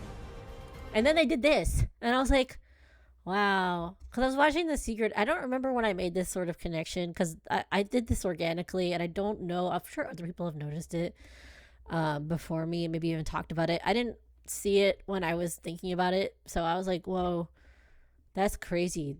Because I don't know. I think I was just watching the trailer and maybe I had just seen The Secret episode. I was like, fuck, wait a minute. The lights changed. And then I looked back on The Secret episode because I was like, I know that they were like color coded here, but then I didn't realize that like The Secret episode was very deliberate about not just giving Riku the red stoplight to look at, but also having those green stoplights for Sora to like completely fucking ignore. So I don't know. I was like, bro, see, this fucking trailer gave you so many little clues and delicious little hints, and then they're like, it's the blue car. And then they were like, haha, what's that on the side back there? Oh, D-Eater D-Dream. What? And now in this one we have Cum Cum. Yo, Cum Cum? That's not all we got. We got Cum Cum in the news trailer. We got fucking Cum Cum. It's in this intersection as well, I believe. Cum Cum? Dude, Cum Cum? Where's a Niku? We need to call Niku right now. But anyway, D-Eater D-Dream. Come on, man. Dude, Cum Cum? It's across the street from Cum Cum is across the street from D-Eater D-Dream, okay? So what this is so fucking like people didn't know about some people didn't know about this when I made my video. And they were like, what? And I was like, which is funny because I feel like, I mean, obviously this was not a discovery of mine. People saw this a while ago. Because when your fame's coming, you'll see fucking everything. But it just gave you so many beautiful things to look at and think about, and these 2 buildings and it being in between them, and which is my weirdest argument, but it was still fun to make. And the land bridge, I had to come so clean. Yeah, people are recording. No, it's a fucking sky bridge or a skywalk. I'm just an idiot. Anyway, in the trailer, the new trailer, I think he's standing. Where is he standing? I can't see it. He's standing on like behind this. They're like right behind the skywalk is the station. It's like over here. So he's standing like behind that. So he's like moved slightly this way in the new trailer, but he's still facing this direction. Um, he just moved a little bit for some reason. I don't know why. There's the red car. That's the Sora car. See, they just gave you all these little details, and in the new one, they were like, no, you can't have the Riku molecule, but you can have young Xehanort if you want. If you want to see young Xehanort, we can do that for you, I guess.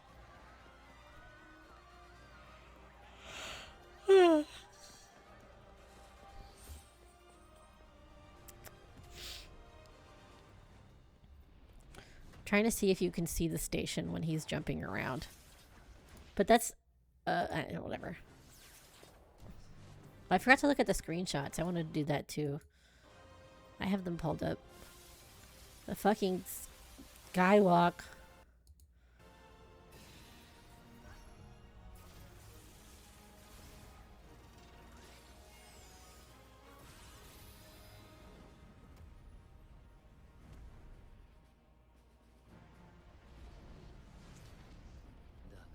Dog.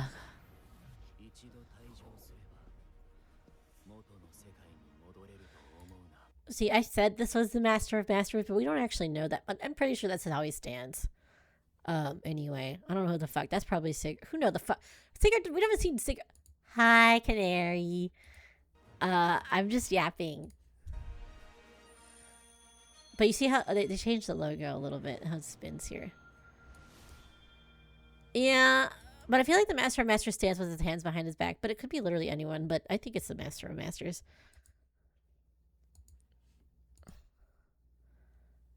Yeah, we had...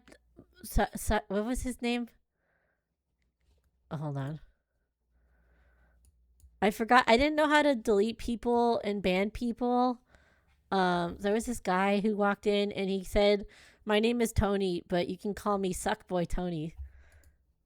I had to ban him because he was saying nonsense in my chat.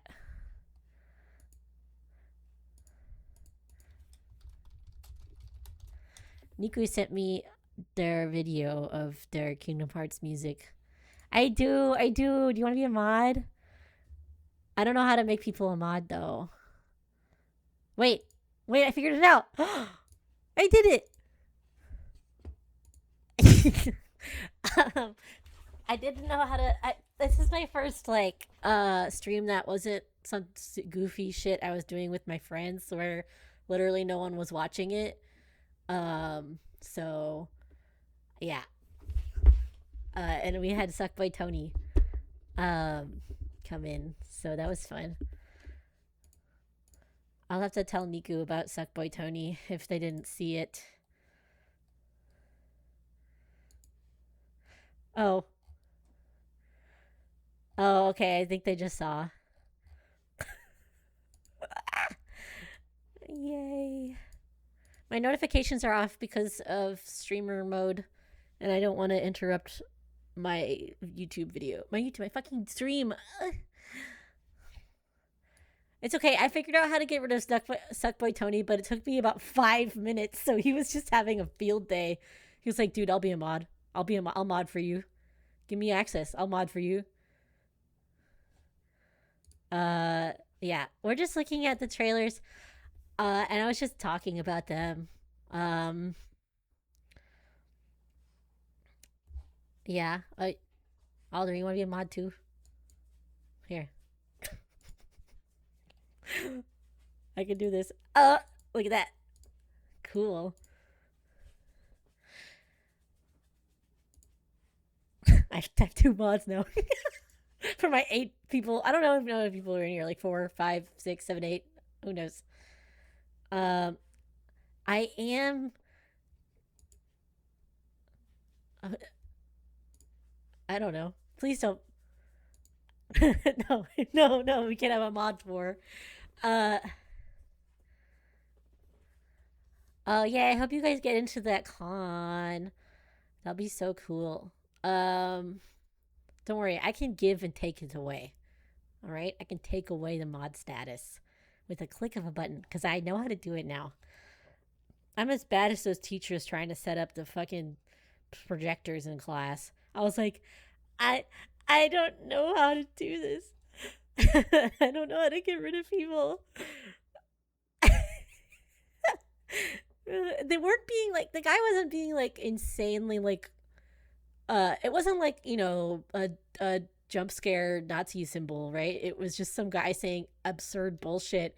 I thought it was a bot, but then I was like, what the hell is this bot? And then he started responding like a person. I was like, what is happening? Who is this guy? What? Yeah, I think it was too, but I was like, they're clearly fucking around, and I just don't want them in my chat right now. Goodbye. Like, they were clearly just clicking a random stream, and saying weird bullshit. Yeah. But it made me laugh, so, you know, sorry, Suckboy Tony. I didn't mean to get rid of you. Yeah, I'm not gonna be. I don't need to tolerate things. I can ban people. And part of the reason why I did it is because they literally just made their account like a fucking hour ago or something, and I was like, no, this is not a real person. um, I mean, it might have been a person, but they're a fucking troll. So I forgot what I was. Oh, you know what? I wanted to look at the screenshots. Like, clearly the same build. The command menu is the same that we see. Tatako. Maho. So you got the attack and the magic and the items and the build. It's the same thing. The only thing we didn't see in the trailer was this fucking thing. What the fuck is that? What is this thing? Bro, what the fuck is this guy? He's so weird looking. Like some fucked up spider guy. Um, what the hell? This one's doing some sort of flips nonsense.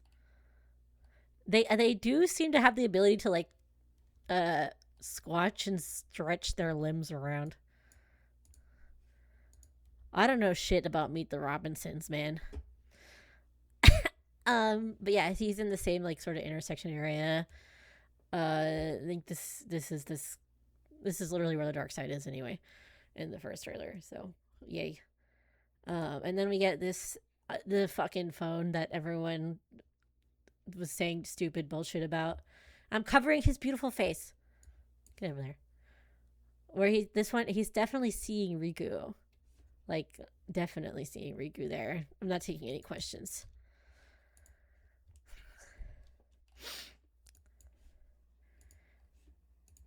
Yeah, Riku's the light. I'm still not like 100% convinced that this is like Sora and Riku's lights. It is their colors, but there's just too many factors where I think like because we have evidence now that there's other wielders, I feel like it could literally be anything. I do think this is like in the first secret movie we ever had. When the Neo Shadows are defeated, they like turn into bubbles of water. So I'm wondering if this is kind of like the dark side dissipating a bit. So like this sort of like fragmenting, of like they're dissolving into just like droplets of water. And then he's looking at Riku's light. Yep, he's looking into it. Yep, that's what's happening. I'm not taking any questions. Because you know he's clearly looking into this light, trying to figure out what the fuck is in it, and like you know, we know a guy who likes to do this, so I don't know. Anything's possible, I guess. Um, I like his silhouette though.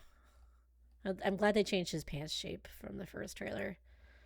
He looks cute.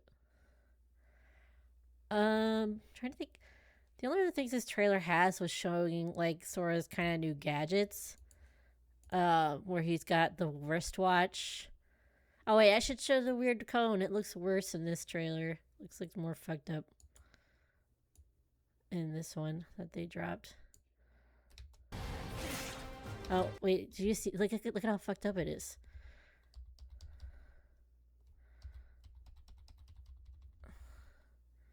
See, it's like really exploded in this one versus the direct, which it was still, you could still tell it was a traffic cone pretty easily.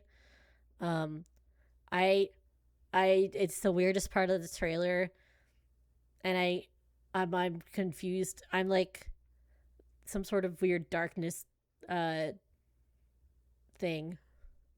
I don't think it's like a glitch or anything. I think it's some sort of like reality bending thing that darkness is doing, because it also can cause like ripples in the floor and stuff, just like kind of fucking around with like the physics of the world or something. I don't know. There's also those little weird things flying around the dark side. People are comparing them to like the airships in Final Fantasy like 15 or something. They look really small. I can see like the shape is similar, but they're really small. I don't know. I feel like maybe they're cameras. I don't know what the fuck they are though. Like that thing flying in the background. They're really weird looking though. Like this thing. There's a couple of those. No, your follow button broken? That's okay. But anyway. How does Niku do this for like 6 hours? I'm already tired. It hasn't been 2 hours yet. Niku does this for 6 to 8 to 12 hours. Was there anything in my video I wanted to show off? Or talk about? Let me see. I think this is fucking crazy. Hold on. I'm gonna make it quiet so I don't have to hear it. This imagery of Riku, like, being like Philip or his sword of truth has been around for a long time, and I didn't really think about it until, well, this was the cute realization. I watched Peter Pan and I was like, oh, their swords look really familiar. Anyway, I know I can talk to hours with like a buddy, but on stream is different for sure. But like this imagery here, my dog choking. What are you doing? Where? Oh, he's under my desk. Hi. I didn't know you were down there. You snuck down there. Hi. Okay. But this imagery here of like Riku stabbing into Maleficent, been around since the first game. Even though he's like evil here, like there's something they're doing with like the Philip imagery on purpose, that I think is interesting. I mean, like, because I do it again now in a few places. Because when he's doing like his sacrifice, it's, I think, a pretty clear sort of kind of Philip imagery thing. But he's also doing it because when Replica Riku takes Dark Riku's body, he's doing the same exact pose that he's doing in Kingdom Hearts 1. Riku Ansem stabs Maleficent. It's the same exact sort of, it's like on purpose the same exact imagery. So this kind of stabbing Riku's doing is just consistent for him, for some fucking reason. I muted my own video because I don't want to hear myself talk. But I tried to make it obvious because I didn't actually write it in the video because I kind of realized it after I wrote the video. So there's no place in the script where I'm like, he looks like Philip when Philip is slaying Maleficent. I didn't edit it back in. I was like, I'm just going to put the visuals there and I hope people fucking see it. Because I think it's pretty clear. Because I remember I watched Sleeping Beauty for this analysis, and for some reason I just didn't really like think to write it in, but I don't know, I was like, damn, it's the same fucking scene. And I do think that the um yeah, he's cute. I like his like little bump. I think noses are better when they look like that. Um but let me think. I think that the demon towers and what are they called, the dev the what are they called in English? The demon tide, I think, is intentionally pretty serpentine. Um, yeah, I do too. I want his nose to be so cute. Oh, Riku.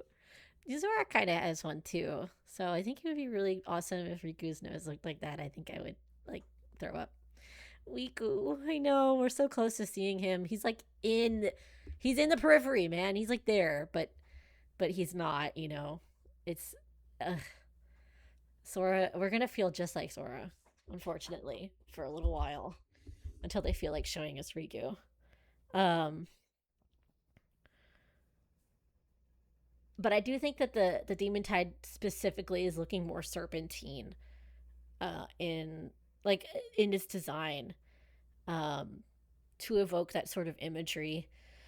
Um, I don't. I really wish I was more of a mythology lore head person, because I think it's really interesting that it's also evoking this sort of like serpent slaying myth. Because they also have that statue in Olympus of the king guy, like with a sword slaying a dragon, like a serpent, like a water serpent. And he's doing the same pose that Riku does, sort of, and doing the same pose that Philip does, and the dragon looks like the serpent looks suspiciously like Maleficent, but it's like a water serpent and not a dragon.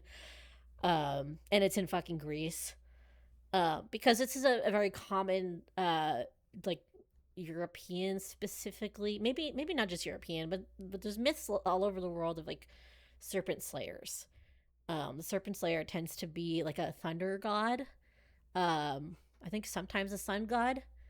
Um, so there's something like, and the serpent tends to represent like water and death. So there's like definitely some sort of through line there, like water, darkness, things like that. And it tends to be something with multiples, like a hydra, with multiple heads. So then you have like this serpentine uh demon tide that's made out of multiple heartless, I feel like. And then you have Riku sitting on a pedestal that's not just got the sun imagery, but also thunder imagery, with the lightning bolts on it. I think there's something like that they're trying to evoke with like regards to that sort of like serpent slaying mythology, where you have like a character who is like a hero or a god, slaying a serpent. So I think there's something there that's like a little bit deeper than just like the very clear like Sleeping Beauty parallel that is also important. It's also just talking about Riku's sort of divinity. I don't think he's literally a god, but he's special in some way, um, for sure. And that is going to be a big like thing for the next game. Um, I don't know. He's kind of a freak, and he's super gay. I had a fucking Soriku canon dream last night again, guys. Because I don't stop thinking about nothing else. Um. Anyway, is there anything else in the video? I'm trying to jog my memory because there have been things I've thought about the last few weeks that I wanted to talk about, and I'm trying to remember what they were without playing my whole video because I don't want to do that. I get embarrassed watching it back too many times with other people around.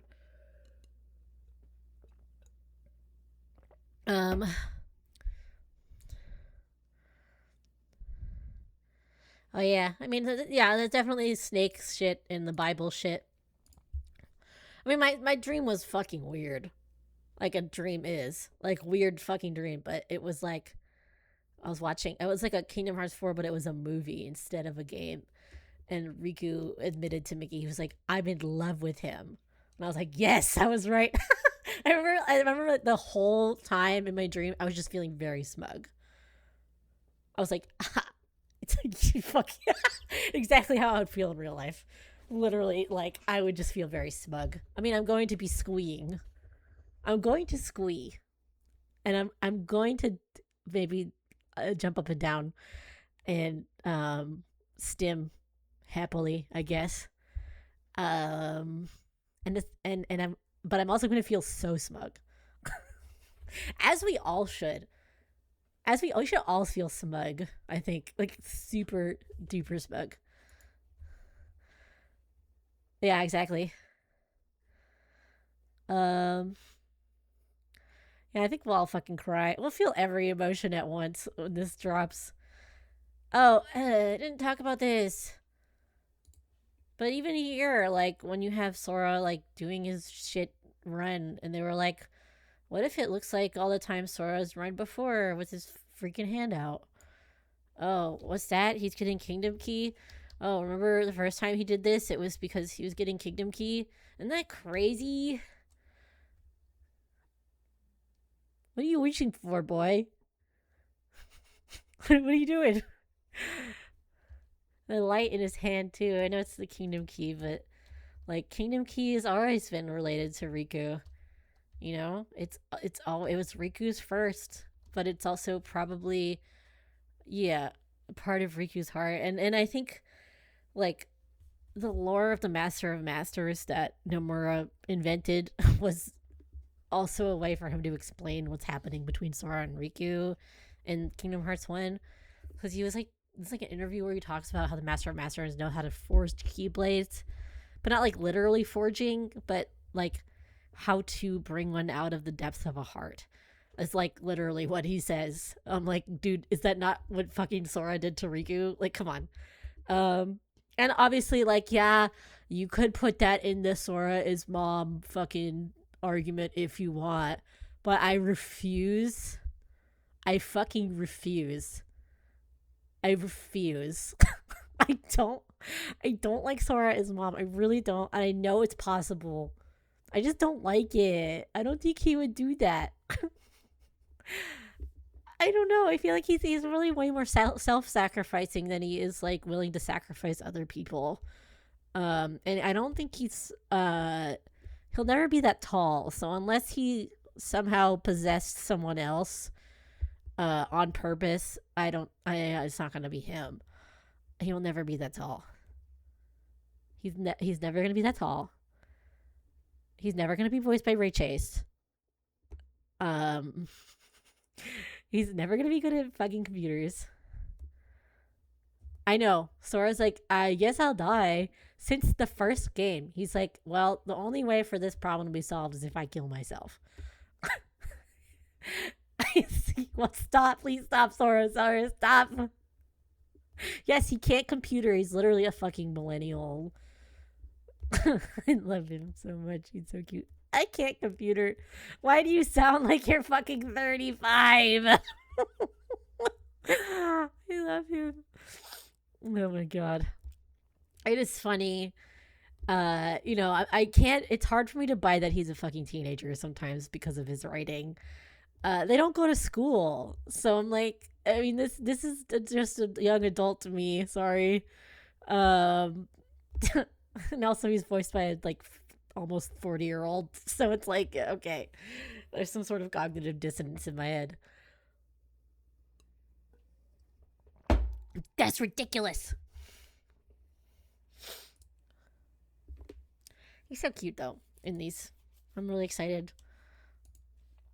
No, he doesn't talk about his parents. He doesn't go to fucking school.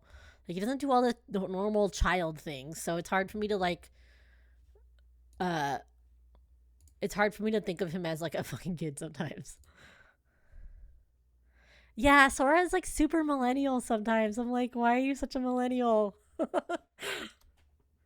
Like, come on, man. And I do think the game references it being older, and you know, sometimes where it talks about like time feeling slower. I don't know if it's like a meta like self-reference thing or what. Just a joke. I don't know. How does Niku do this for 7 hours? I forgot to play the songs that Niku sent me.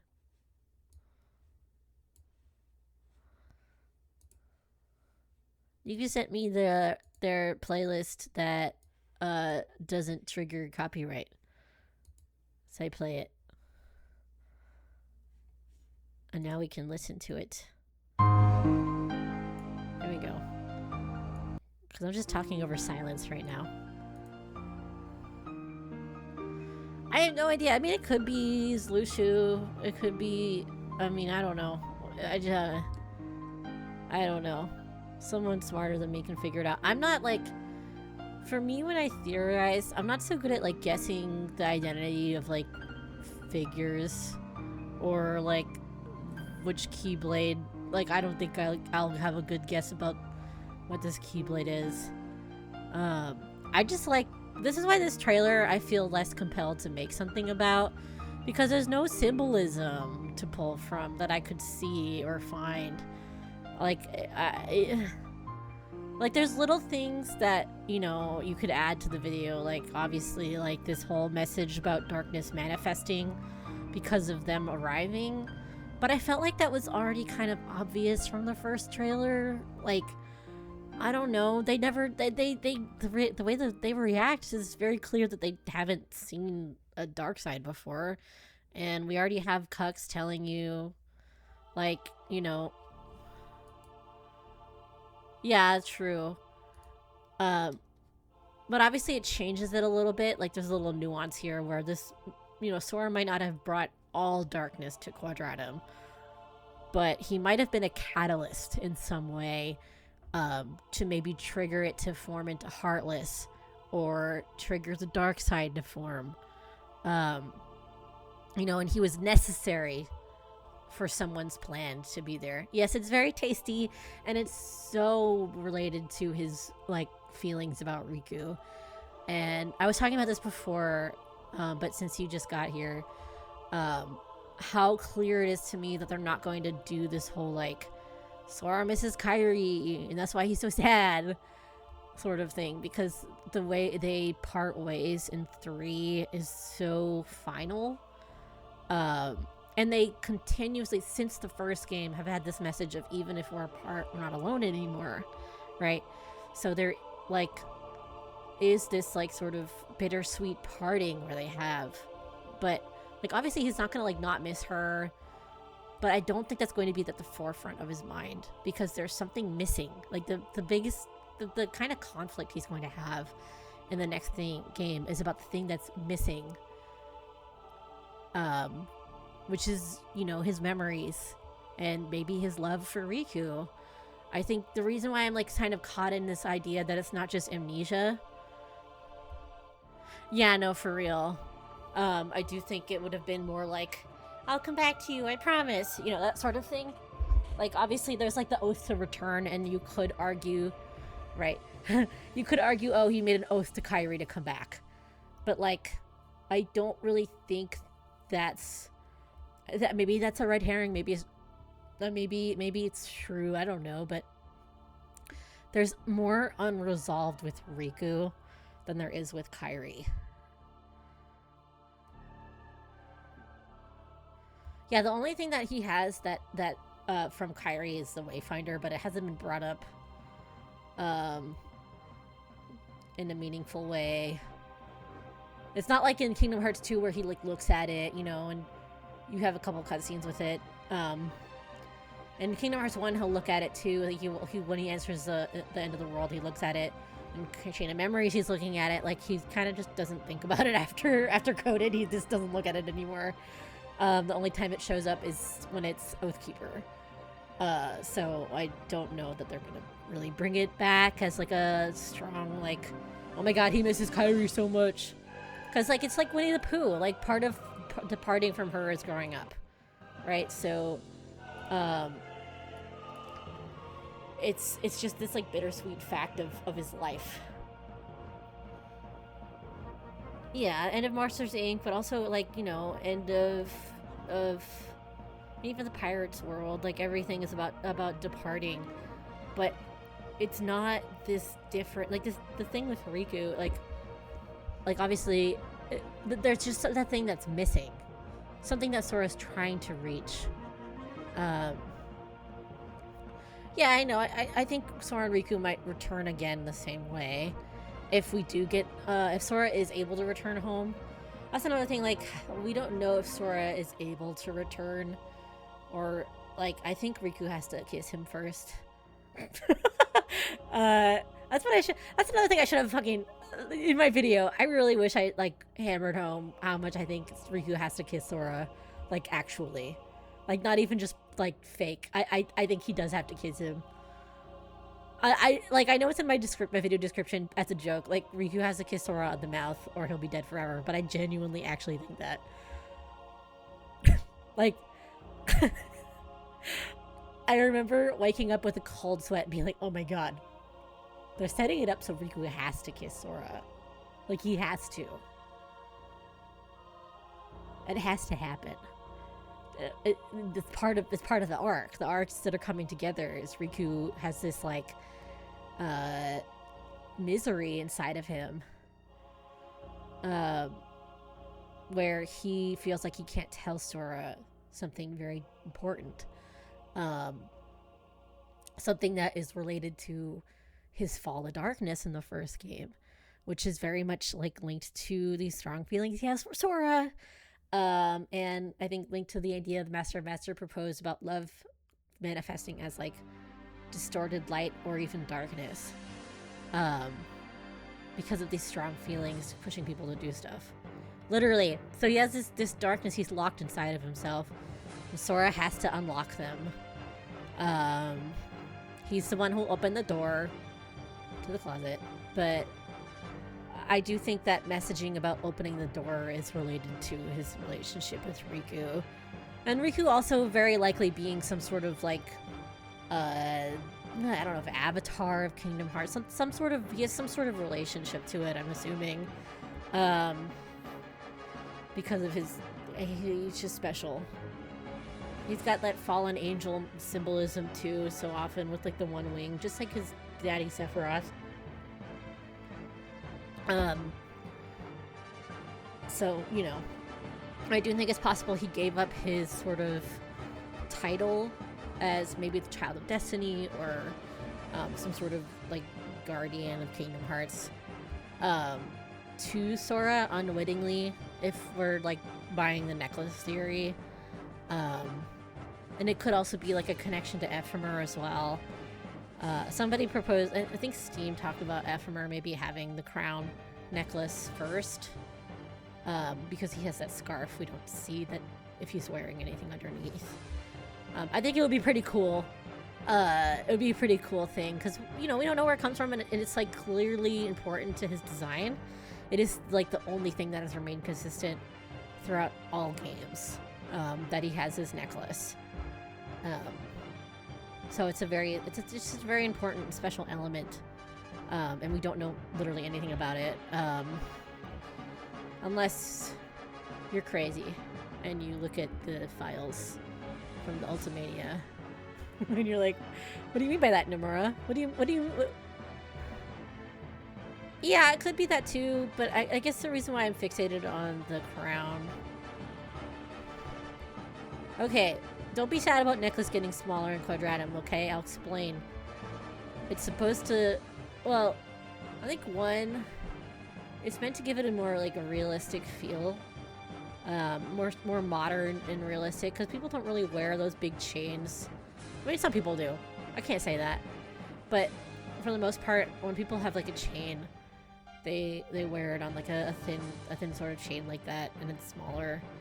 I think it was also, let me pull up an image of Sora in the new his new design, because it's a little different from his old design in the first reveal trailer. Dude, Destiny Islands.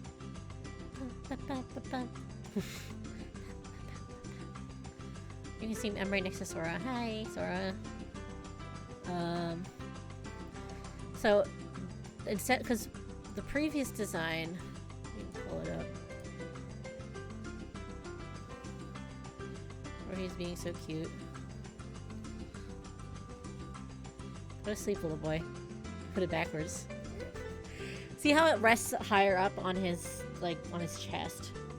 It's like it is in Kingdom Hearts 3, where it's testing his chest. Also, I mean, obviously it's much thicker. In here, they elected to make it smaller and also make the chain rest closer in the white center right here. I do think, I mean, if you want to look at the silhouettes, this looks a lot more heart-shaped now, the red sign of around it, right? This is getting into the weeds of like the character designs. The white could be, I guess you could interpret it as like a light in the center of the heart, and then the crown is at the very center of it. So that could be a reason for why they moved it like that, because it's like, you know, it could easily be short enough to rest here. They always do that. Cadlov, they always set them off before and after. But, you know, maybe it's something about how this necklace is lying at the center of this light. I think, too, another reason why it looks smaller is to make it look more like the Verum Rex Girl's necklace. Because it looks very similar. I don't know if she's in this. Don't look at my... Wait.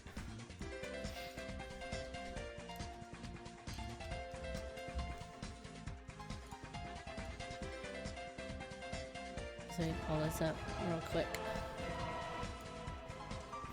Where is she?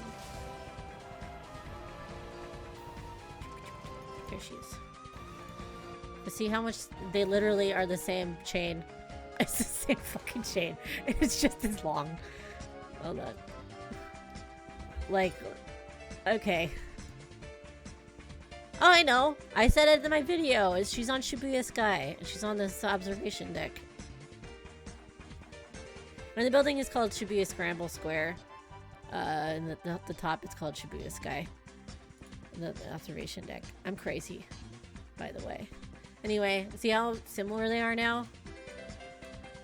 Look at this bullshit. Like, what if they have the same necklace?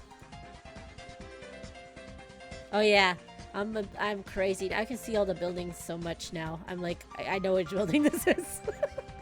Oh. Oh, let me see. Hold on.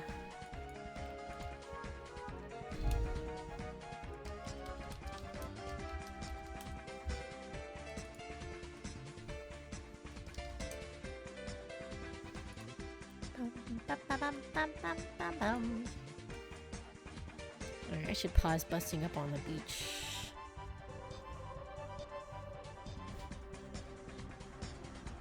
I don't even know where it is. There it is. Okay.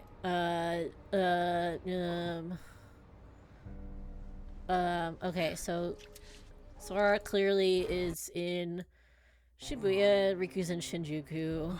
They're like a few miles away from each other. If they're in the same like dream, they would be a few miles away from each other. But they might be in different dreams. Probably. Like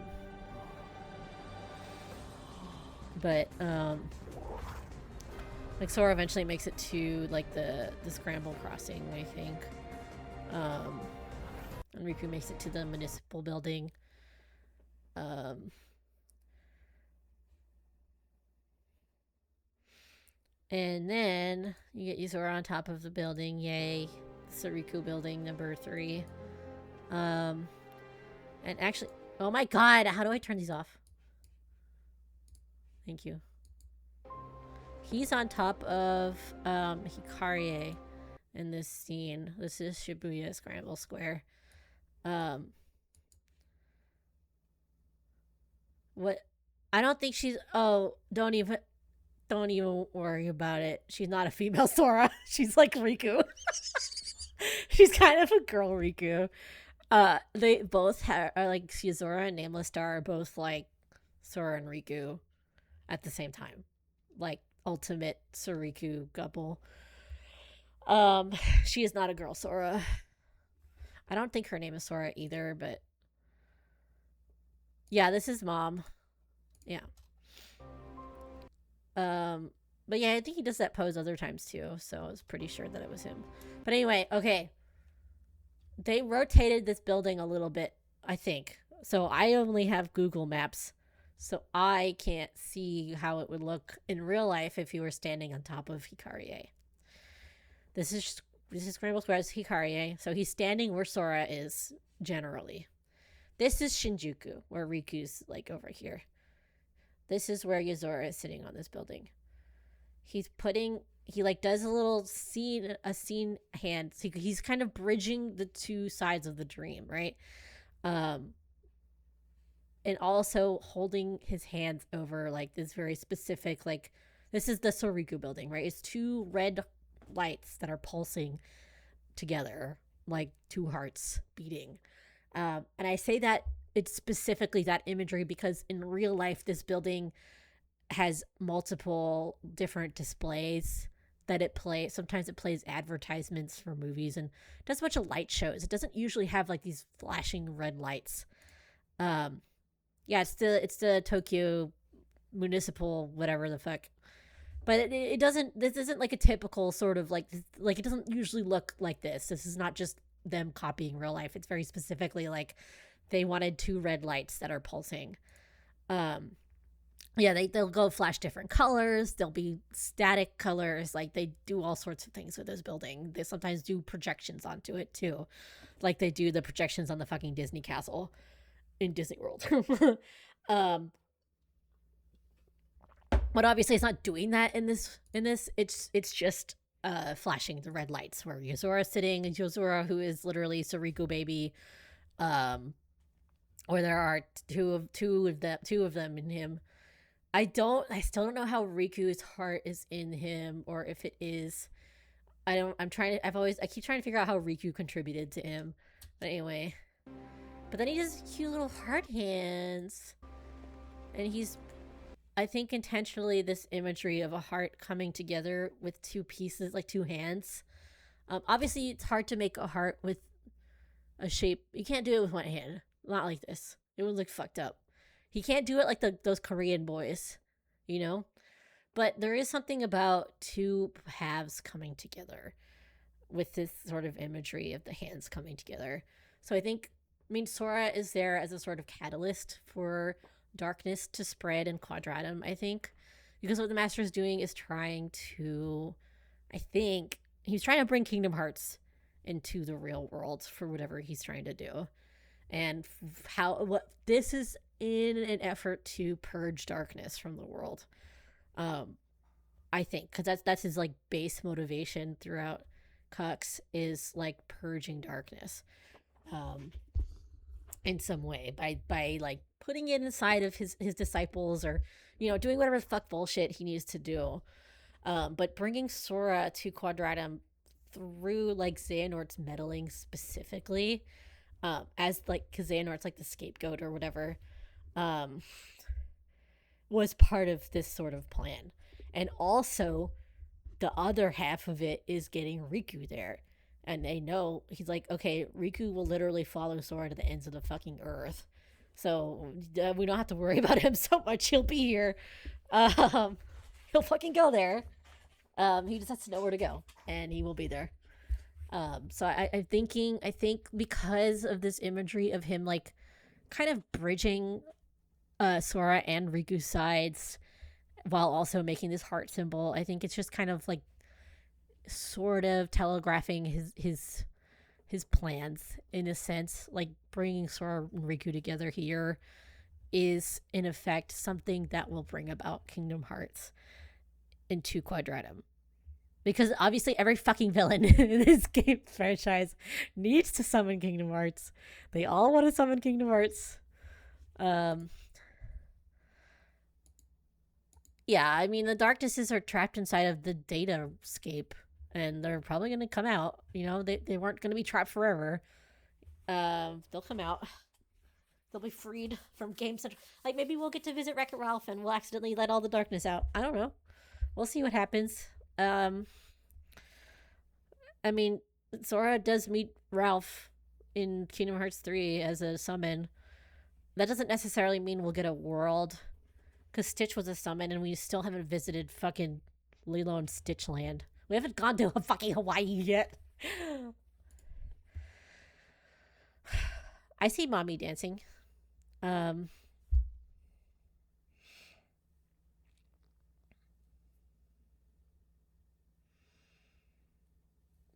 I see it on my my stream chat on OBS. I don't know if it's not broken in my chat or something.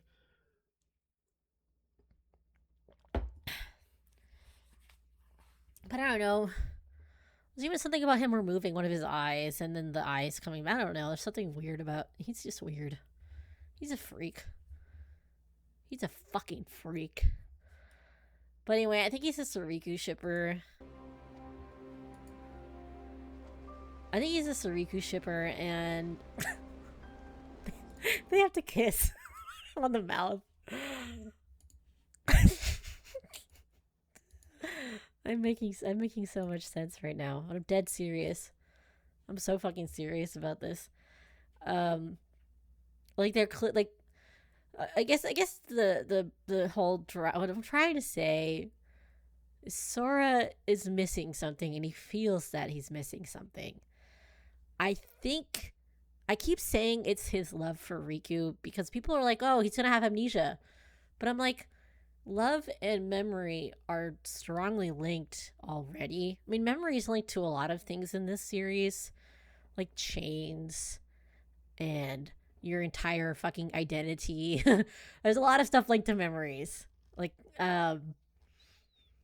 dreams and data is all of it's related to memories. It's all like interlocking in a way. Like, I think dreams, data, and memories in particular are very difficult to disentangle from each other, which is why like the kid thinks they're in a dream world, but they're in fucking data. Or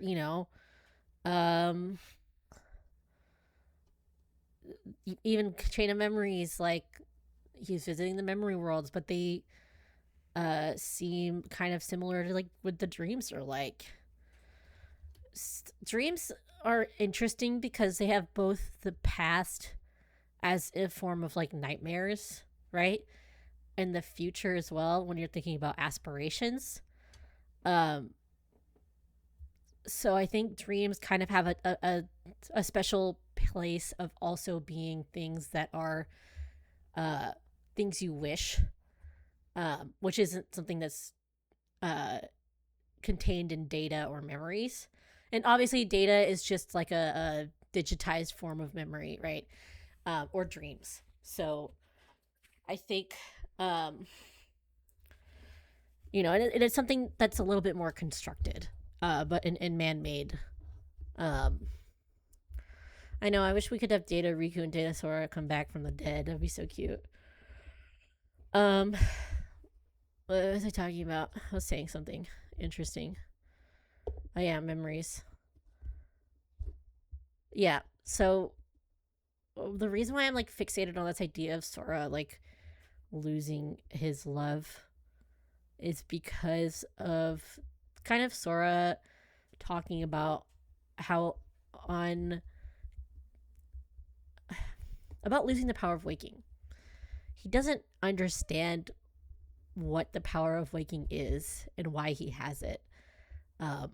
He's like, oh, I guess it was sleeping inside of me the whole time. That's fine. He doesn't, and it's not clicking yet that the reason that why he has it is literally related to love. It is like the power of love, and it's about your connections with another person. Riku can still use his because he loves Sora a lot, and that connection with Sora is kind of, I think, what gives him that sort of strength. I think it's made pretty clear in Dream Drop Distance.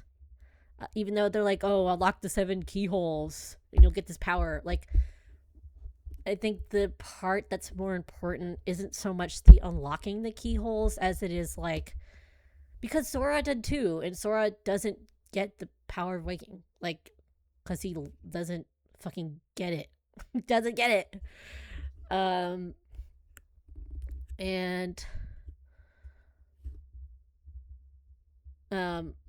like, or he had it and he lost it, but I don't think we ever see him like use it. So the thing that they're doing in all the worlds is learning, like Riku's learning a lot about himself and like accepting his sort of feelings. Like I think he knew that they were there. But you know, he's like accepting that they are what they are, and using them as a strength and using them as a source of light. And kind of remembering and recommitting himself to Sora, like that old promise he made of like, I want to protect the things I love. Yeah, he did say that, but I think the point is like, when you're talking about, obviously you can talk about like the mechanics of the game and be really boring and say like, okay, he unlocked the 7 key holes, that's why he has it. But I don't think you can just do that and get it. I think you have to have some sort of like basis for your power. And I think Dream Drop is, because it's also literally the power of True Love's kiss. That's literally what it is. Like, they just put a keyblade in front of it. Like, it's just the power of kissing. You know, and True Love is a very, like, you know,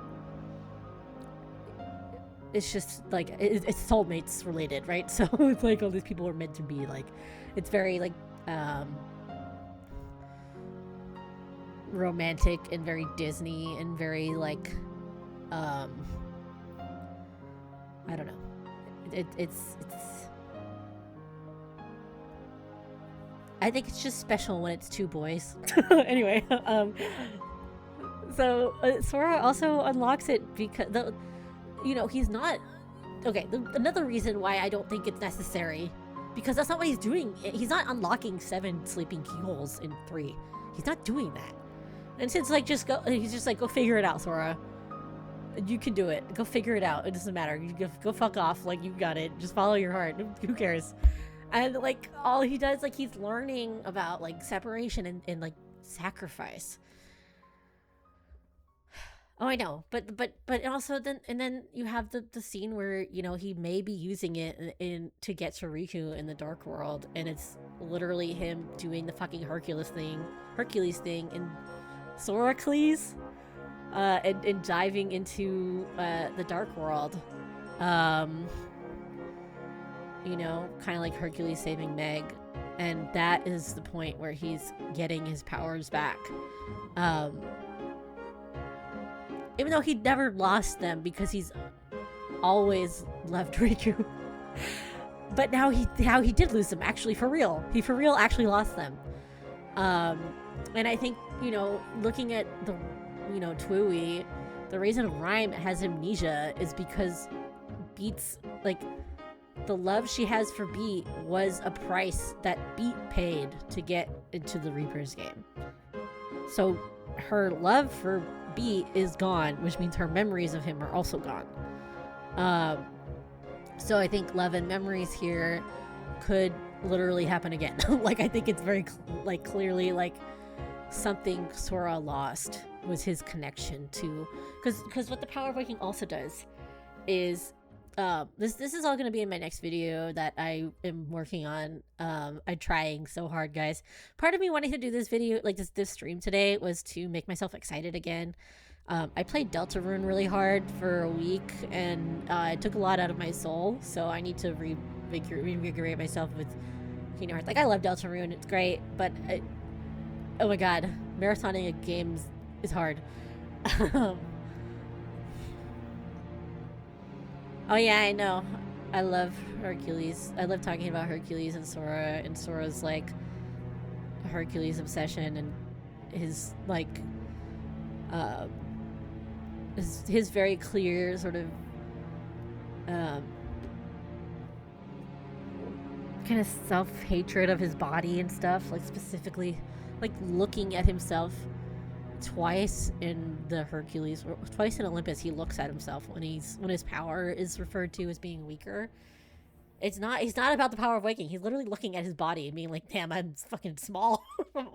And Pete makes fun of him for being smaller, I think, too. So he's like, oh my god, I'm fucking skinny and I'm weak, and I'm not like her. And then he also mimics Hercules' like when Yensid brings up seeing Hercules, Sora is like flexing and stuff, because that's like Sora's image of Hercules is this big strong guy, right?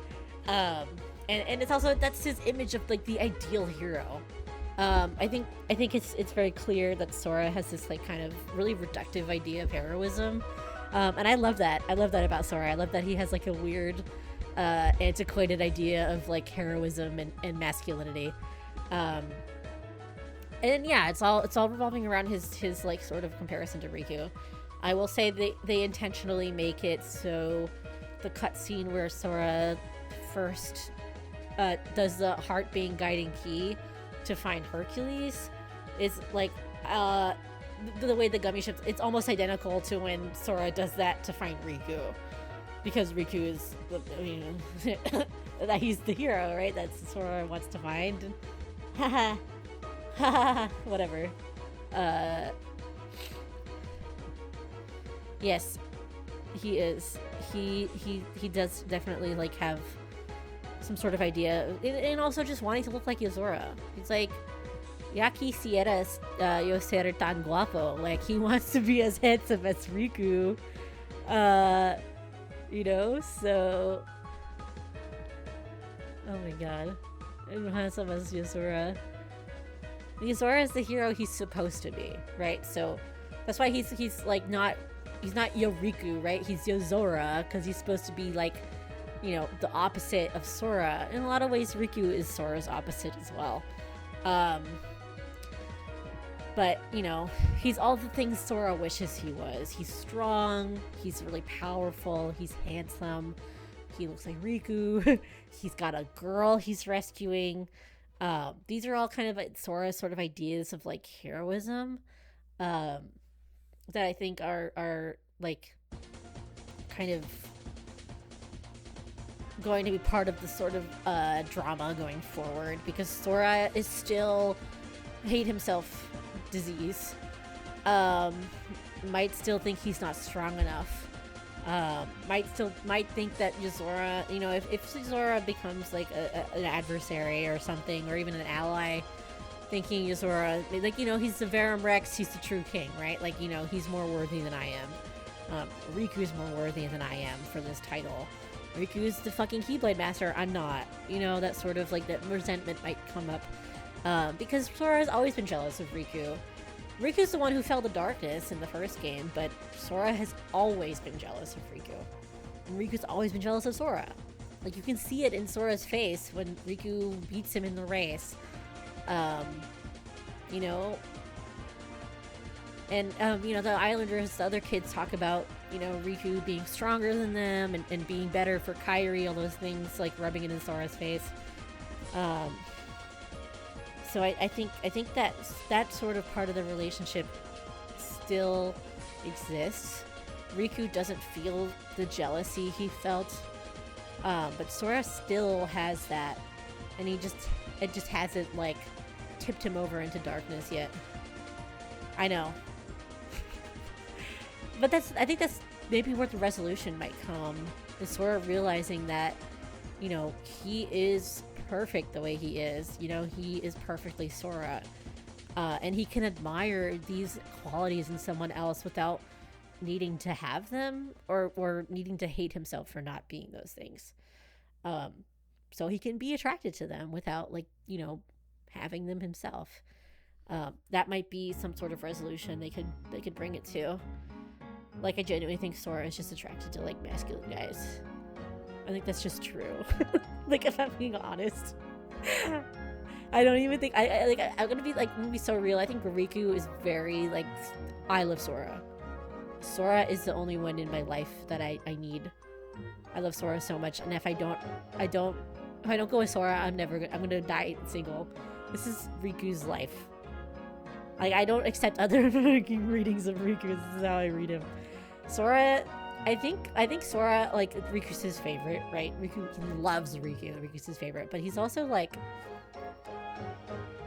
yeah, right? I think he's also just like, wow, that guy's so cool.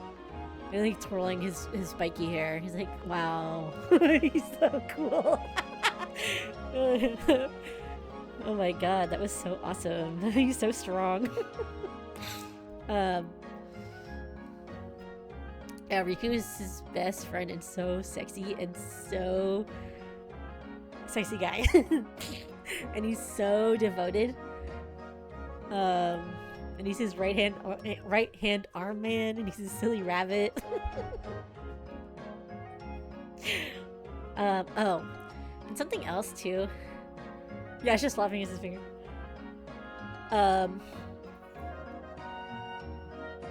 Okay. So just back to this, like, losing of love, right? So the power of waking is literally related to love. It is. There's no other reading of it that makes sense to me. So Chirisy's like, okay, you're gonna disappear from this world, and you'll also lose the power of waking. And Sora's like, that doesn't fucking matter. I don't give a shit about that. Because Sora is stupid. He doesn't know why he has that power. He doesn't understand what he's giving up. I think that would be a really funny and you know, very in character sort of twist where Sora literally doesn't understand love. So obviously he's not going to understand the power of waking. He has no idea what it is.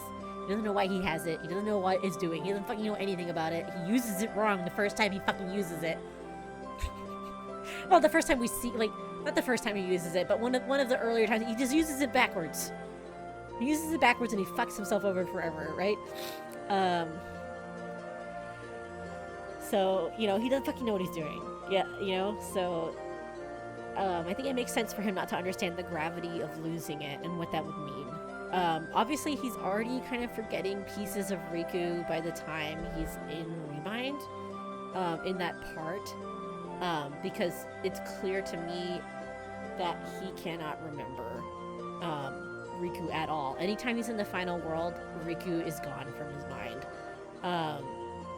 I don't know why, but every time he's in the final world in particular, Riku's gone.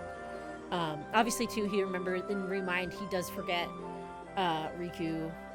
But so he'll go to the final world after Riku sacrificed the first time. He talks to Nameless Star. He can't remember who told him not to give up. And yes, I'm sorry. I'm sorry. Is that better? Is that better? I guess there's a delay. I always forget. I don't know anything about how long the delay is. Okay. I'm depending on you guys because I have no idea what it sounds like. That makes sense. I just turned down desktop audio in general.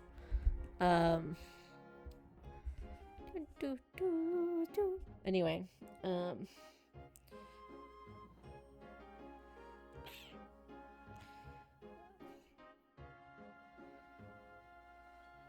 I know. Well, I don't know. Riku is very good at masking how he's feeling. You see him clench his fist 2 whole times in that cutscene. It's crazy. But they hide them. They hide the fist clenches behind the other characters' faces. It's fucking crazy. They were like, we need to hide this for the Riku freaks in the room. And then the Riku freaks in the room discovered it. Anyway, Riku's resolve. And like letting Sora go. I know. But Sora, I don't think Sora realizes how... Sora doesn't know that he's going to die doing this. He's like certain he's going to come back. But I also don't think he's registering, like, or seeing that Riku is having a reaction to it at all. So I don't know. He is acting a little weird, but I don't know if that's intentional or not. No, I don't think he does.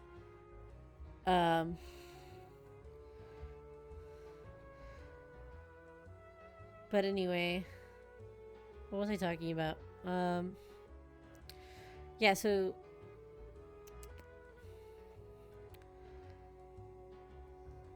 Sora does it, and even when he's talking to like Naminé in the final world, he doesn't say Riku's name at all. He knows that Riku knows her. Because he's like talked about it with Riku before.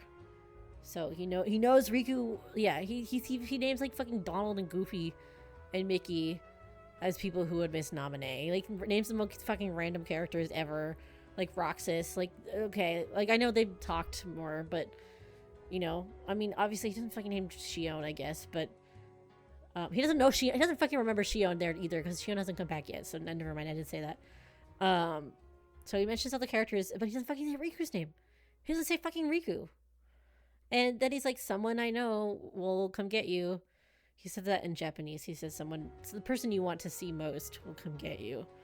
But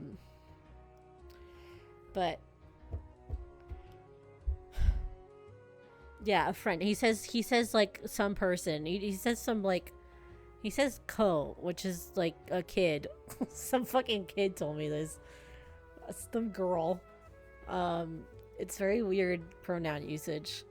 And it's very clear to me that he doesn't. Well, yeah, and it's supposed to be. Sora doesn't remember Repliku at all. But Nomura is saying that in that scene when he's talking about Replica Riku, even if he doesn't really know, I think it makes more sense in the Japanese line because he's saying the person you want to see most will come get you. Literally, like, come pick you up in a car. Like, almost that kind of verbiage.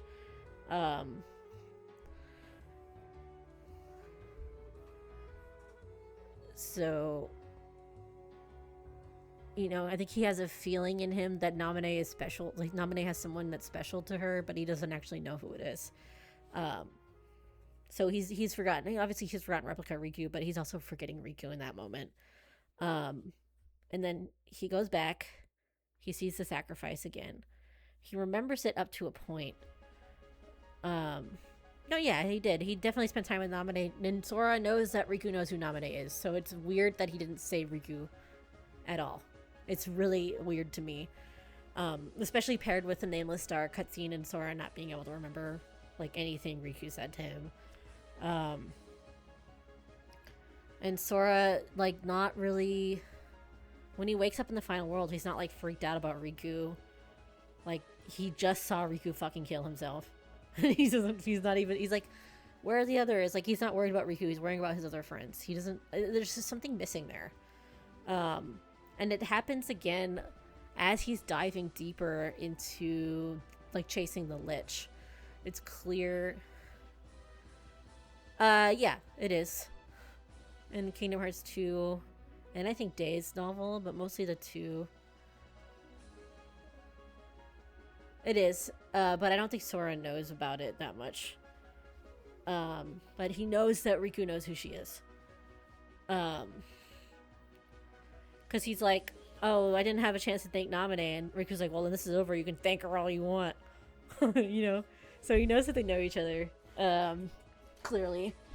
And they're already talking about Naminé, like, when they're in their Guardian meeting, like, they talk about her.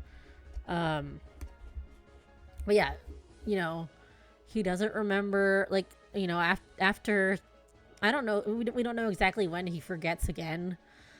He's clearly remembered his sacrifice, at least up until Olympus, when he's restoring Riku's heart. But after that, he starts, like, he slips his mind again. And when he's back in the tunnel, he doesn't remember that it was Riku's light at all. Like, it's just gone. So it's either that someone is tampering with his memories during that time. Like, I think if you were going to say that, it would be, like, maybe Kairi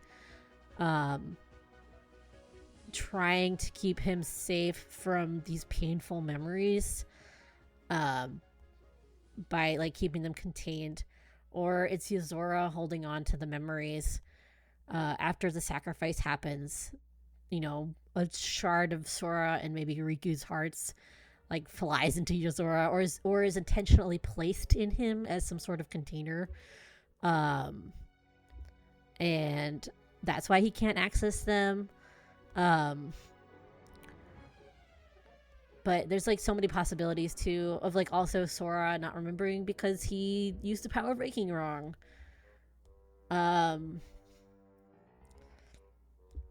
So it's just like there's a lot of different explanations for why Sora would be forgetting this.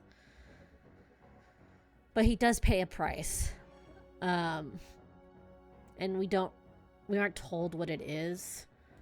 But I think there's some sort of like, I mean, obviously I think it's related to Riku because I'm a Soriku guy, but I don't know.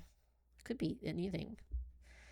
I mean, it's also his life, right? So he's banished from the world forever. But yeah, like, you know, then you get to Remind, and Remind's like, he doesn't remember that there was 7 people he saved. Clearly, it's the Riku he's forgetting. There's no other fucking explanation for anyone else. It's Riku he forgot. And then he just fucking doesn't see the sacrifice. He doesn't even see it anymore. Like, he undid that it happens, but it's like the turning point. It's so important.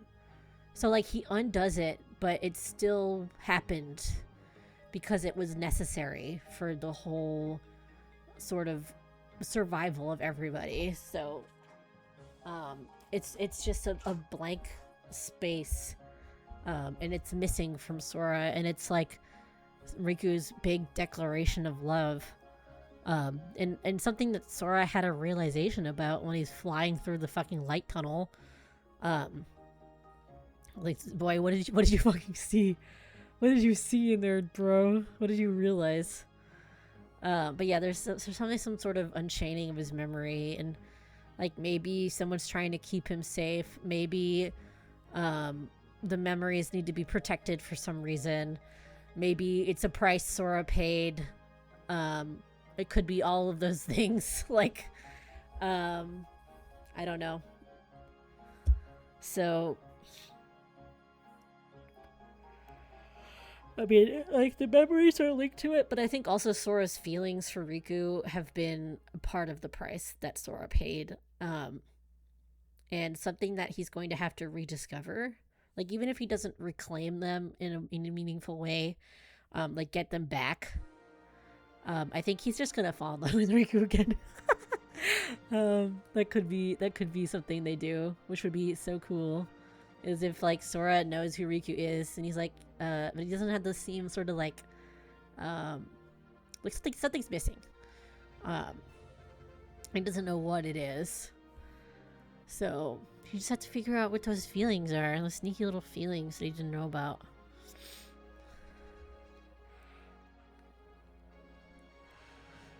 Yeah, that's an option too.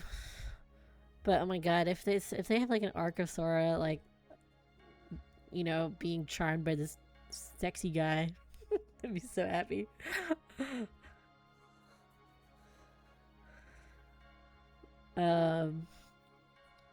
Yes, it would be really cute, and I would love it. I mean, Riku's already there. Sora just has to be dazzled in some way. Yeah, I mean, I don't have any guesses for worlds, because I could do anything with any of the worlds. I mean, the only one that makes sense right now is fucking Star Wars. I don't know. I'm not one of those people that can guess what worlds are gonna be in there. I know. I need Sora to have an eyebrow raised moment too. Something else too, because you know they have a whole laundry list of worlds, so then they slim it down usually. Something else too I wanted to talk about was Riku having possibly some sort of like, I don't know how to put this, princess desires. Like how Sora wants to be the hero, right? I think in having these parallels, these really strong parallels between Riku and the Nameless Star, and particularly their dreams, I think we have something about Riku maybe wanting to be like saved or released from his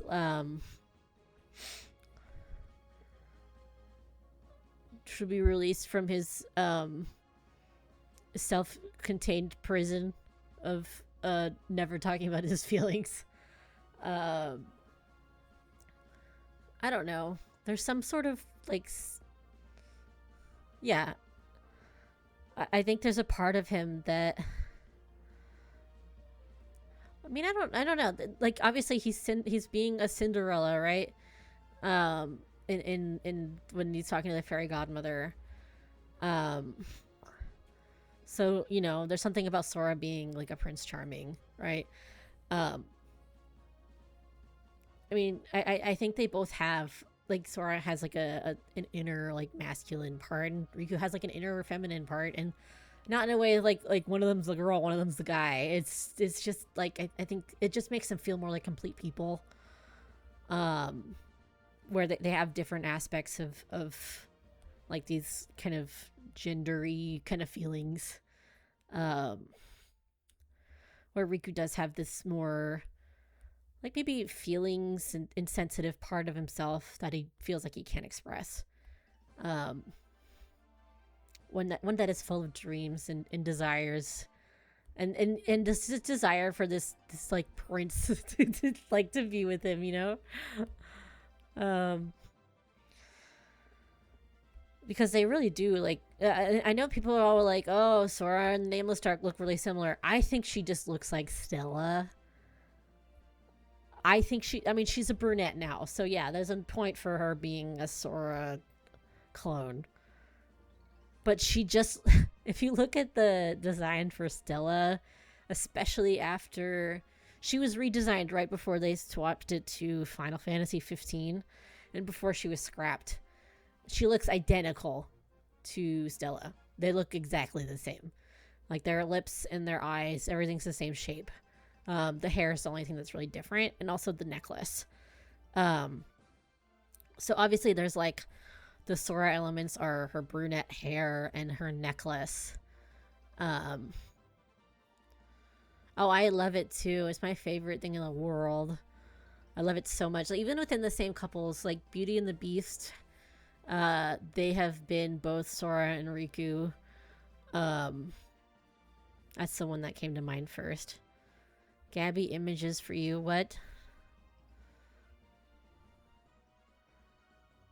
What? What? Yeah, I don't even know if it's a coincidence because Yozora also, for as much as he looks like Riku, like I think it's on purpose.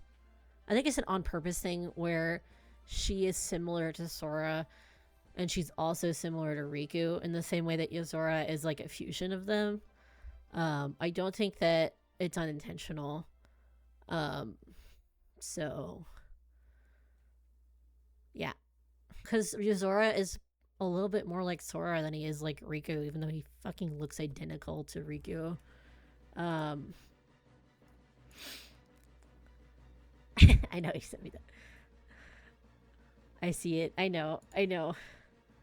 It's not that I don't think they don't look similar, but it's kind of, Sora just has like a really girly face. So turns out that Yozora's actually looked like a woman before before Sora blasted. Like Sora gave Yozora turbo testosterone. And that's why Yozora looks like Riku, but actually Yozora's a woman. It's true. It's Yuri. It's Yuri. I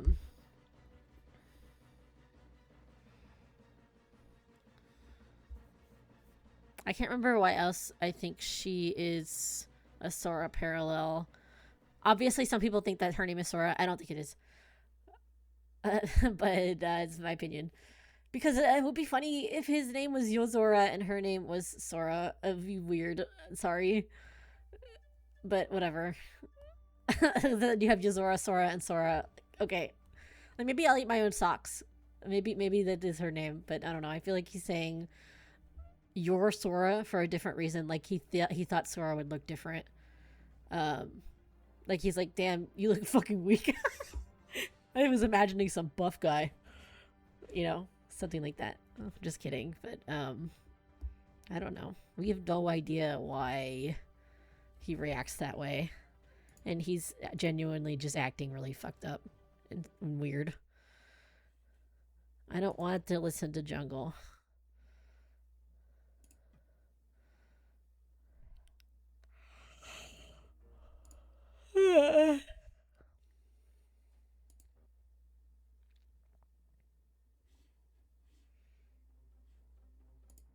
I'm skipping through songs right now.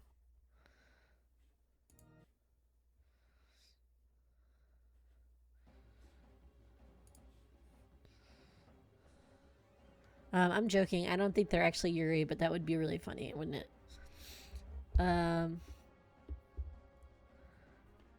What else was I gonna say? I'm trying to think of anything else in my video I wanted to bring up, or the trailer.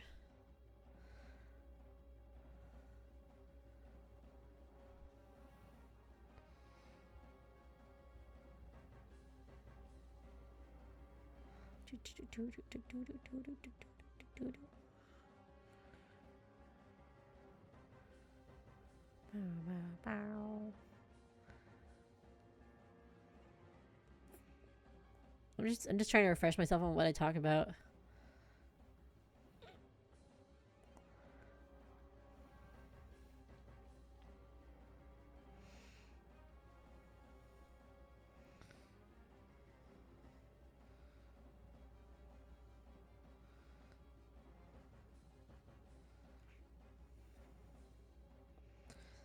I think, honestly, just talking about the dream, I think I did a decent job just summarizing the dream sequence anyway. I just didn't talk about the Master of Masters and stuff, which is fine. It wasn't the point of the video anyway.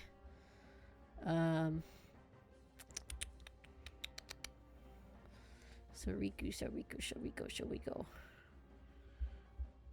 You can tell I'm losing steam, by the way. I'm fucking tired. I can't. I don't know how Niku does it for 7 hours. No, they intentionally do not have shadows under them starting from the first game. That is just a trait they have. They don't cast shadows because they are shadows.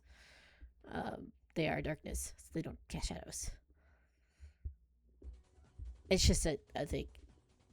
I can double check, but I'm like fairly certain that it's just been the case for a while. And speaking of, I don't know, does Ansem cast a shadow? I never noticed that he didn't. He must. Maybe it's just the pure blood heartless or something. I would have to like really look, but I remember them not casting a shadow in Kingdom Hearts 1. I remember also Sora loses his shadow when Riku makes that little guy. So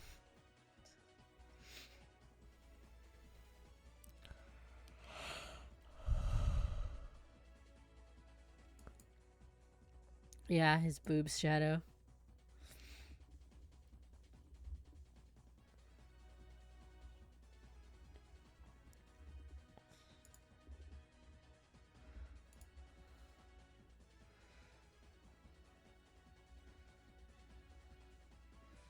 Is there more I wanted to say about nominate and Strelitzia? I don't know.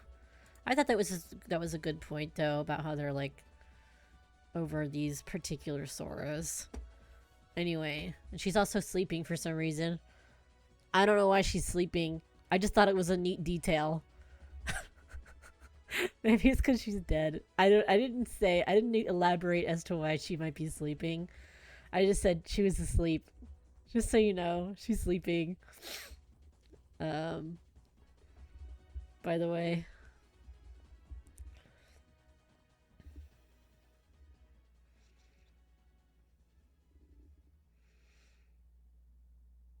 I just think this is fucking crazy.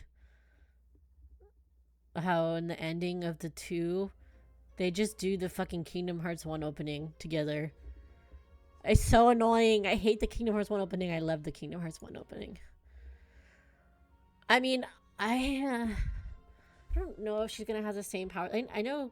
I feel like Kyrie has similar powers to Naminé. But she does writing instead of drawing. She's like the fanfic author instead of the fan artist. I don't know about Strelitzia though. We'll see. She doesn't really have like a item that she's using. She doesn't draw. She doesn't like write anything. She doesn't write. She just kind of, but she does have a weird introduction. She is introduced like she is a retcon. Like I believe, I don't think I think they knew that she was going to be there from the start, but the way that she's introduced is like really strange in a way that it was like, it feels like someone wrote her into the story. It doesn't feel like she belonged there.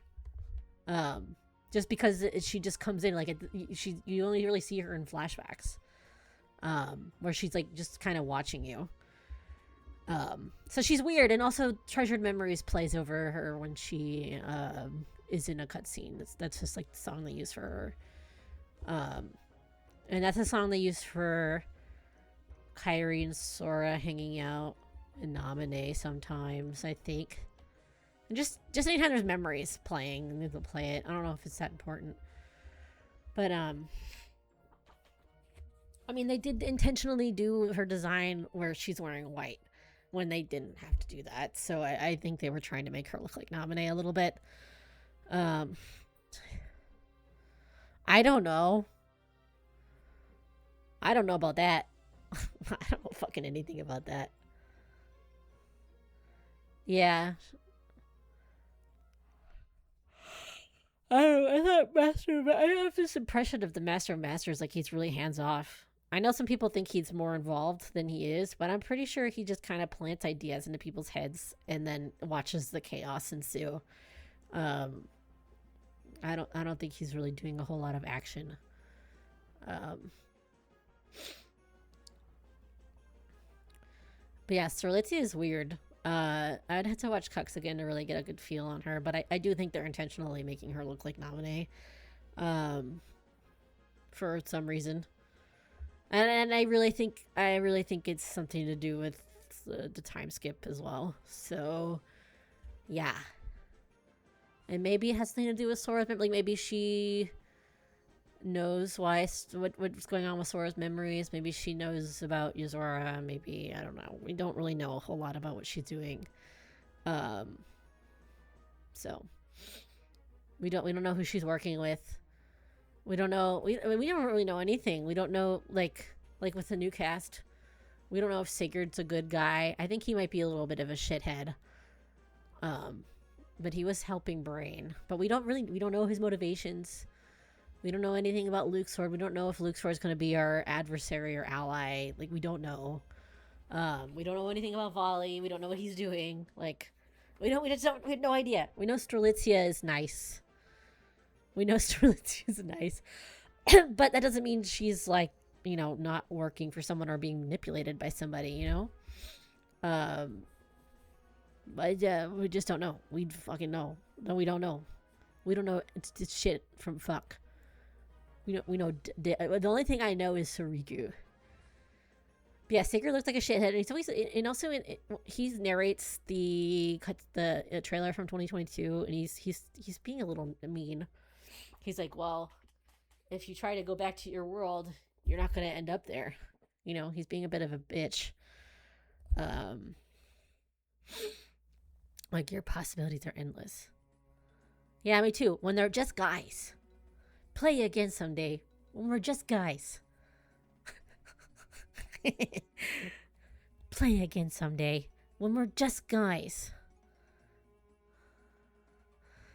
But yeah, I was talking about this with Chi earlier. I think that the characters we might hear from in terms of like, I mean, Dark Road is different, I think. But a lot of the characters that are appearing are characters that have like unfinished business, sort of. I mean, Xehanort, his death scene, he doesn't even get to finish his sentence when he dies. And then here he is in the trailer. Luxord has his wild card. I mean, Larxene might come back. She has her secret that she didn't tell anyone about. You know, like the death, like Ansem and Xemnas, their deaths felt really like final. You know, their speeches were very like, this is the end of Xemnas and Ansem. Those sort that's the kind of feeling I get from them. I don't know. You don't even really see Zigbar die, you know? Cuz he's fucking acting. Yeah, it could be definitely something about how she's like working with Laurium for some reason, but I don't know. We'll see. I mean, I don't know. I don't know how Luxord got there. Like obviously maybe he just got there because he died. But he's not a Keyblade wielder as far as we know either. I don't know.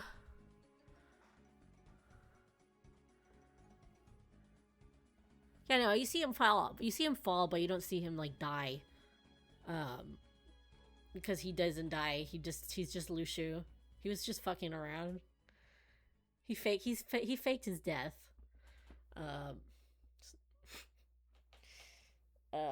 So I don't know. We'll see.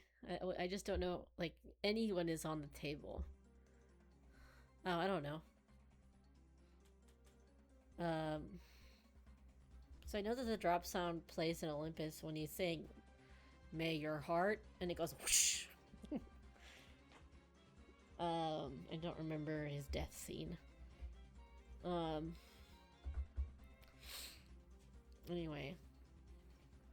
What was up that fucking shit Luxord was saying to Zigbar, by the way? That was fucked.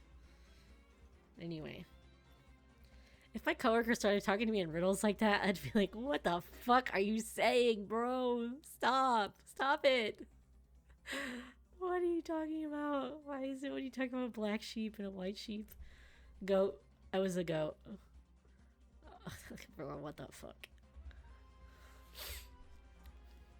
Let me see. I need everyone to know I got all this fucking footage for this video. All the gameplay footage, I took it with my own two hands. So you'll notice that hold on, let me find it.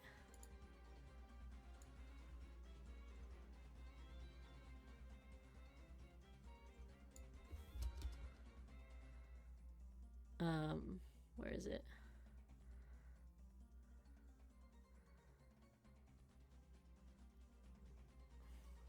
Hold on, guys. No, I went past it. It's earlier.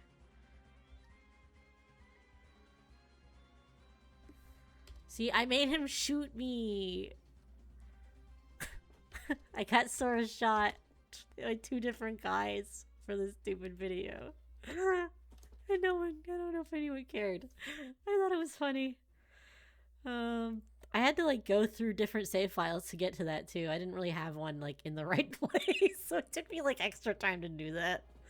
I commit to the bit 100% of the time.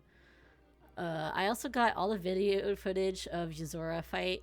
I had to beat him again for this fucking video. Also, there's a secret in this one, guys. You have to tell me what's so special about what's so special about this dream drop footage. Can you guys tell?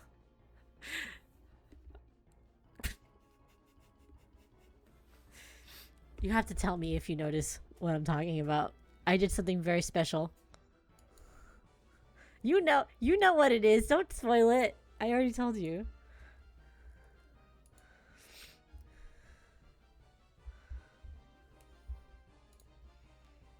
Yeah, yes. The Niku Bumpus. It's the Niku Bumpus. I don't even know if Niku knows about this. I can't remember if I told them about Niku Bumpus. I forgot, actually, about putting it in until someone reminded me. Like, so I showed it to someone, and they were like, oh my god, did you make a Niku Bumpus? And I was like, oh yeah, I did. I forgot.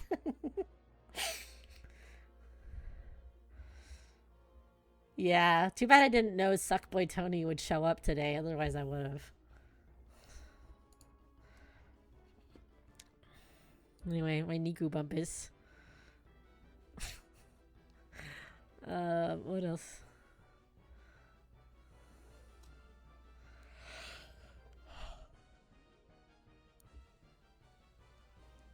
Also, here's a fun behind the scenes fact.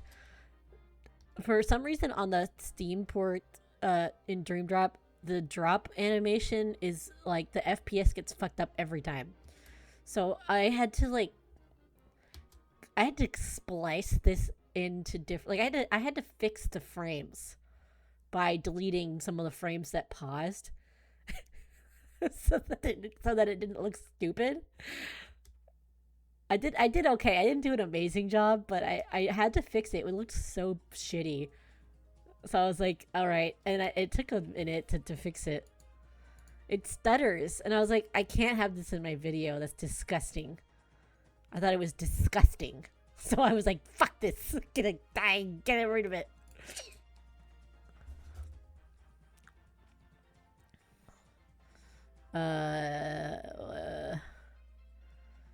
I told you guys about my Cars joke that I got rid of. I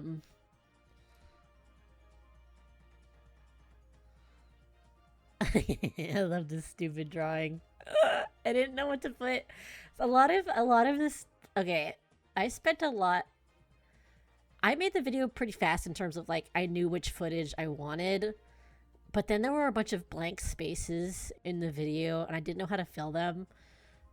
Because I already had like all the. I was like, okay, I have everything I want. I know which scenes I want to put in and where I want them. Then I was like, what the fuck? There's like a bunch of black spaces in my video that have no footage because I'm just yapping. So I was like, all right, I'll just draw title cards. And then I was like, I'm just talking about time. What if I did a really stupid drawing about time dilation with Chip and Dale? And I had... I was originally gonna draw them getting old, but then I was like, it would be so funny if I drew a stupid skeleton. And also, they only live 2 years anyway, because they're chipmunks. So, watch out.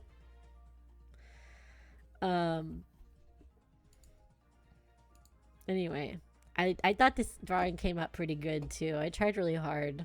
But the rest of them, I just put, like... I wanted to do a couple of drawings for the openings, for like the chapters. Like this one.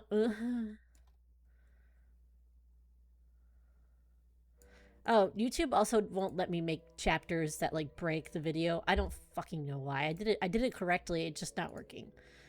Maybe because my channel's not verified yet. I don't fucking know. So I wanted it to make like the stoplight colors. I had to trace the stupid Station of Awakening for this. It was annoying. And then I put the buildings. I put the Shinjuku. I basically didn't do this on purpose, but I sort of copied the layout of the command menu. I didn't even know. As I put the 109 building in here. And then the 2 Tokyo. I did it. I just did it. I think this in my mind was Hikarie and Scramble Square. Oh, thank you, Torty. I didn't know what to put in the middle, and I thought it was distracting, so I just made it colors. I was like, I don't feel like putting random symbols there. I don't think it would look good with... Because I also was copying the Dream Drop art a little bit with this, with the Riku and the Sora falling. So... yeah.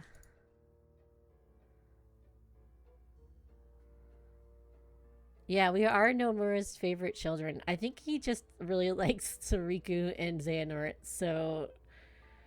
I actually don't... I wonder if he's really a Suriku or if he just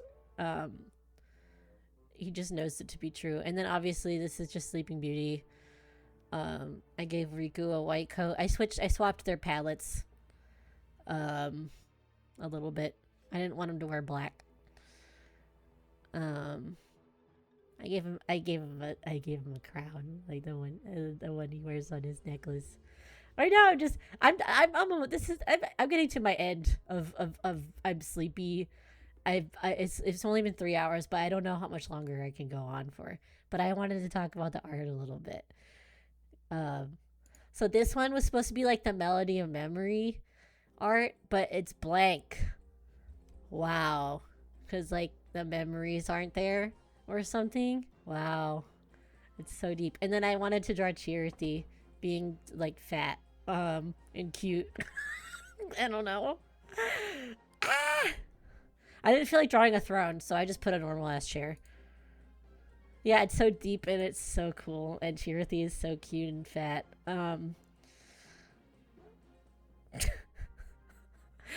Oh, this I drew this before. This was another like I need an image to put a placeholder in. Thank you for the very EP, by the way. Anyway, I just was like, I don't know what to put here. I'm gonna do this drawing that I did. That's why it's a weird size, because I did not draw it for this aspect ratio. So I was like, I'll just crop it. Anyway, I did not draw it for the video at all. I was just like, well, it worked. Where are my other drawings? Oh, this was the time when, oh, this is just Twooey. This is just Twooey, and I was like, haha, 47, because death. And then 13, wow, funny. I had to look up, I had to find how the numbers were stylized, like all of them in Twooey. I tried so hard. Anyway, I don't even know if his watch is on the right side of his body. I don't remember. I think it is. I think I did it right. And then there's the buildings. I just wanted to draw. I actually didn't want to. So I had to, because I really didn't want to draw the buildings from scratch. I took a screenshot from the trailer, because and then I did a thing where I turned it into line art, and then I painted it. It wasn't easy, but I tried to make it. So I was like, I don't want to draw these buildings. I really don't want to do it. I know, right? But I also was like, I can't steal a photograph, so I just stole a screenshot from the game. I had to draw some stuff in, because this is where the dark side is, and it's like blocking this building, and I was like, I need to fix that.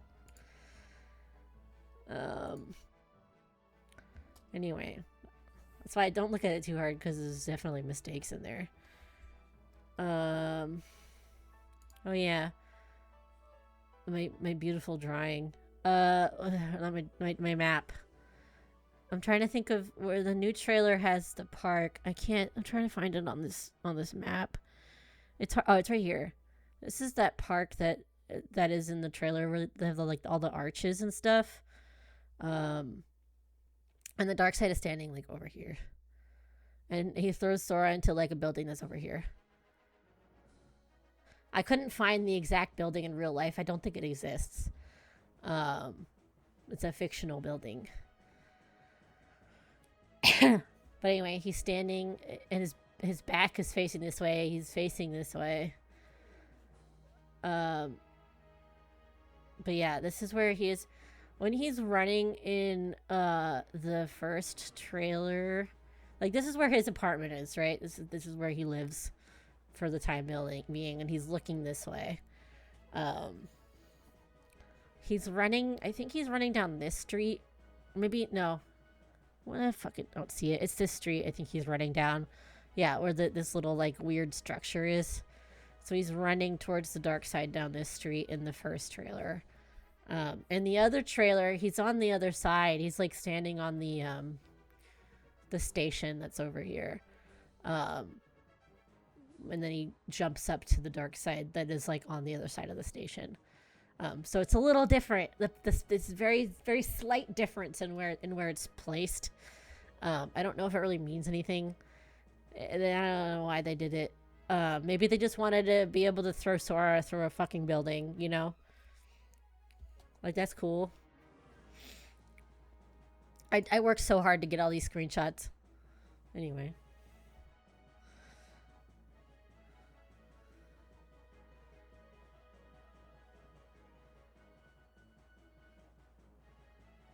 Let me show my last drawing.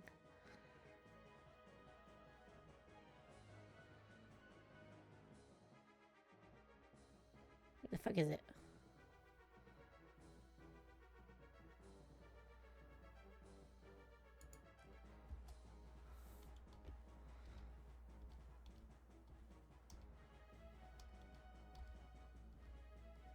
Oh yeah, this fucking quote. It's coming back. It was about Riku. Oh, this okay. This is the last one I want to talk about. This was just the scene of Sora grabbing Aqua's hand. And this is Riku's arm and that's Sora's arm. I have no idea if that was clear when I drew it. I was just like, yes, Riku will probably have some sort of leather jacket, and that's Sora's sleeve. I don't know if anyone caught it, like, and knew what I was doing, but it's because I think they will complete the handhold gesture, and Riku will be helping Sora get out of darkness. This is my beliefs, because Aqua is like Sora, okay? Sora is like Aqua, okay? And Riku is the light. They're antennaing out. Yes, I thought it were. My screen was cut off, so I thought you said something about a uterus until I looked. Yes, they are antennaing out all the time. But I really do think, like, this is my other call. I'm calling it now, right? They're going to do. They're gonna meet in the middle finally. They are going to meet. Their hands will finally meet, and it's going to be Riku helping Sora out of the dark. But Sora also has to, like, he has to fight through the darkness to get to him. It's not going to be like Riku saving a passive Sora. Like, I think Sora's going to have to make an effort too. But anyway, that's what I'm saying. I think Riku and Sora will do that together. Because I think it would be so poetic, right? Because, like, obviously we have Riku putting his hand out for Naminé and bringing her back into the realm of light, right? And that being kind of a deliberate callback to Sora and Riku in Kingdom Hearts 1 opening. Like, so deliberate. And then Riku, instead of playing the role of someone who's bringing, leading Sora into the darkness, he is bringing Sora into the light. It's just so nice. It's so nice. Because I do think, at the end of the day, like, obviously the first game, Riku would have dragged Sora into darkness with him if they reached hands.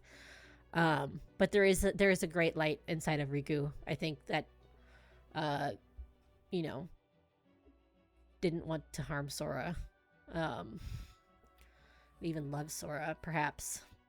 Because I did say in my video, like, that sequence is like Riku, like Sora reaching for Riku's light. Even though it's also the first game in particular, it is Riku, like, in the darkness and trying to, bring, like, Sora trying to save Riku from darkness, and Riku trying to bring Sora into darkness. Even though that's not how it's resolved. I don't know. I mean, obviously after that game, it turns into Sora chasing down Riku's light, like, literally. So that's cool. Anyway, they're going to hold hands. Let's hold hands. Okay? Let's hold hands. I'm tired. I don't think I got any more in me. I think that's it. Let's hold hands. But thank you guys for people who stuck around. I appreciate it. while I just yapped a little bit. I don't know if I'm gonna go to bed, but I definitely need to stop streaming because I don't think I have the stamina to go very long yet. Especially, I don't know, I was a little tired today already because I had such a long day at work yesterday. I had some annoying, difficult grooms, and this is the first time I've worked in a month, so I was so tired. But I decided to just do. Oh yeah, I can raid Chi. I don't know how to raid though. I don't know if it'll let me too because I'm a new channel. It might not let me do it. How do I how do I fucking raid? I have no idea. You're welcome. I don't remember if I talked about everything I wanted to talk about with the new trailer. I hope I did, because I'm gonna be annoyed if I didn't.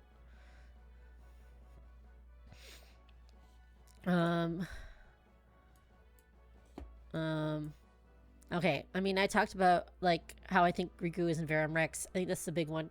I think he's there. Anyway.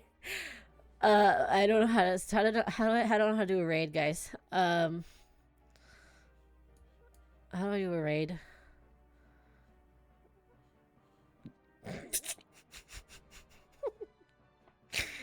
Hold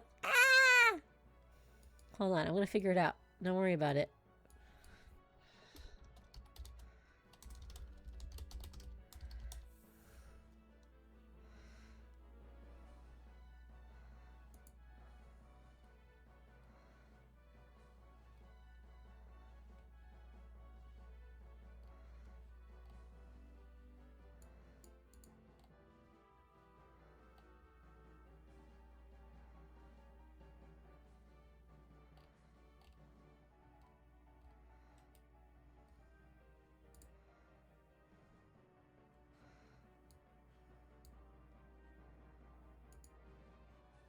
Hold on, I'm gonna do this. We're gonna fucking do it.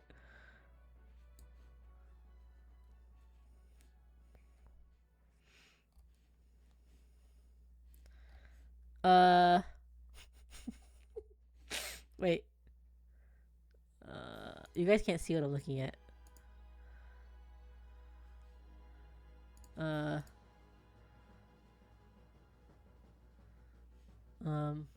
Wait. Wait.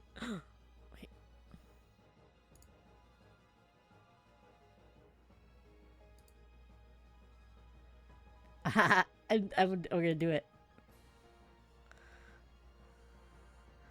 Dude, guys, watch out. Cheer Thieves content is intended for certain audiences.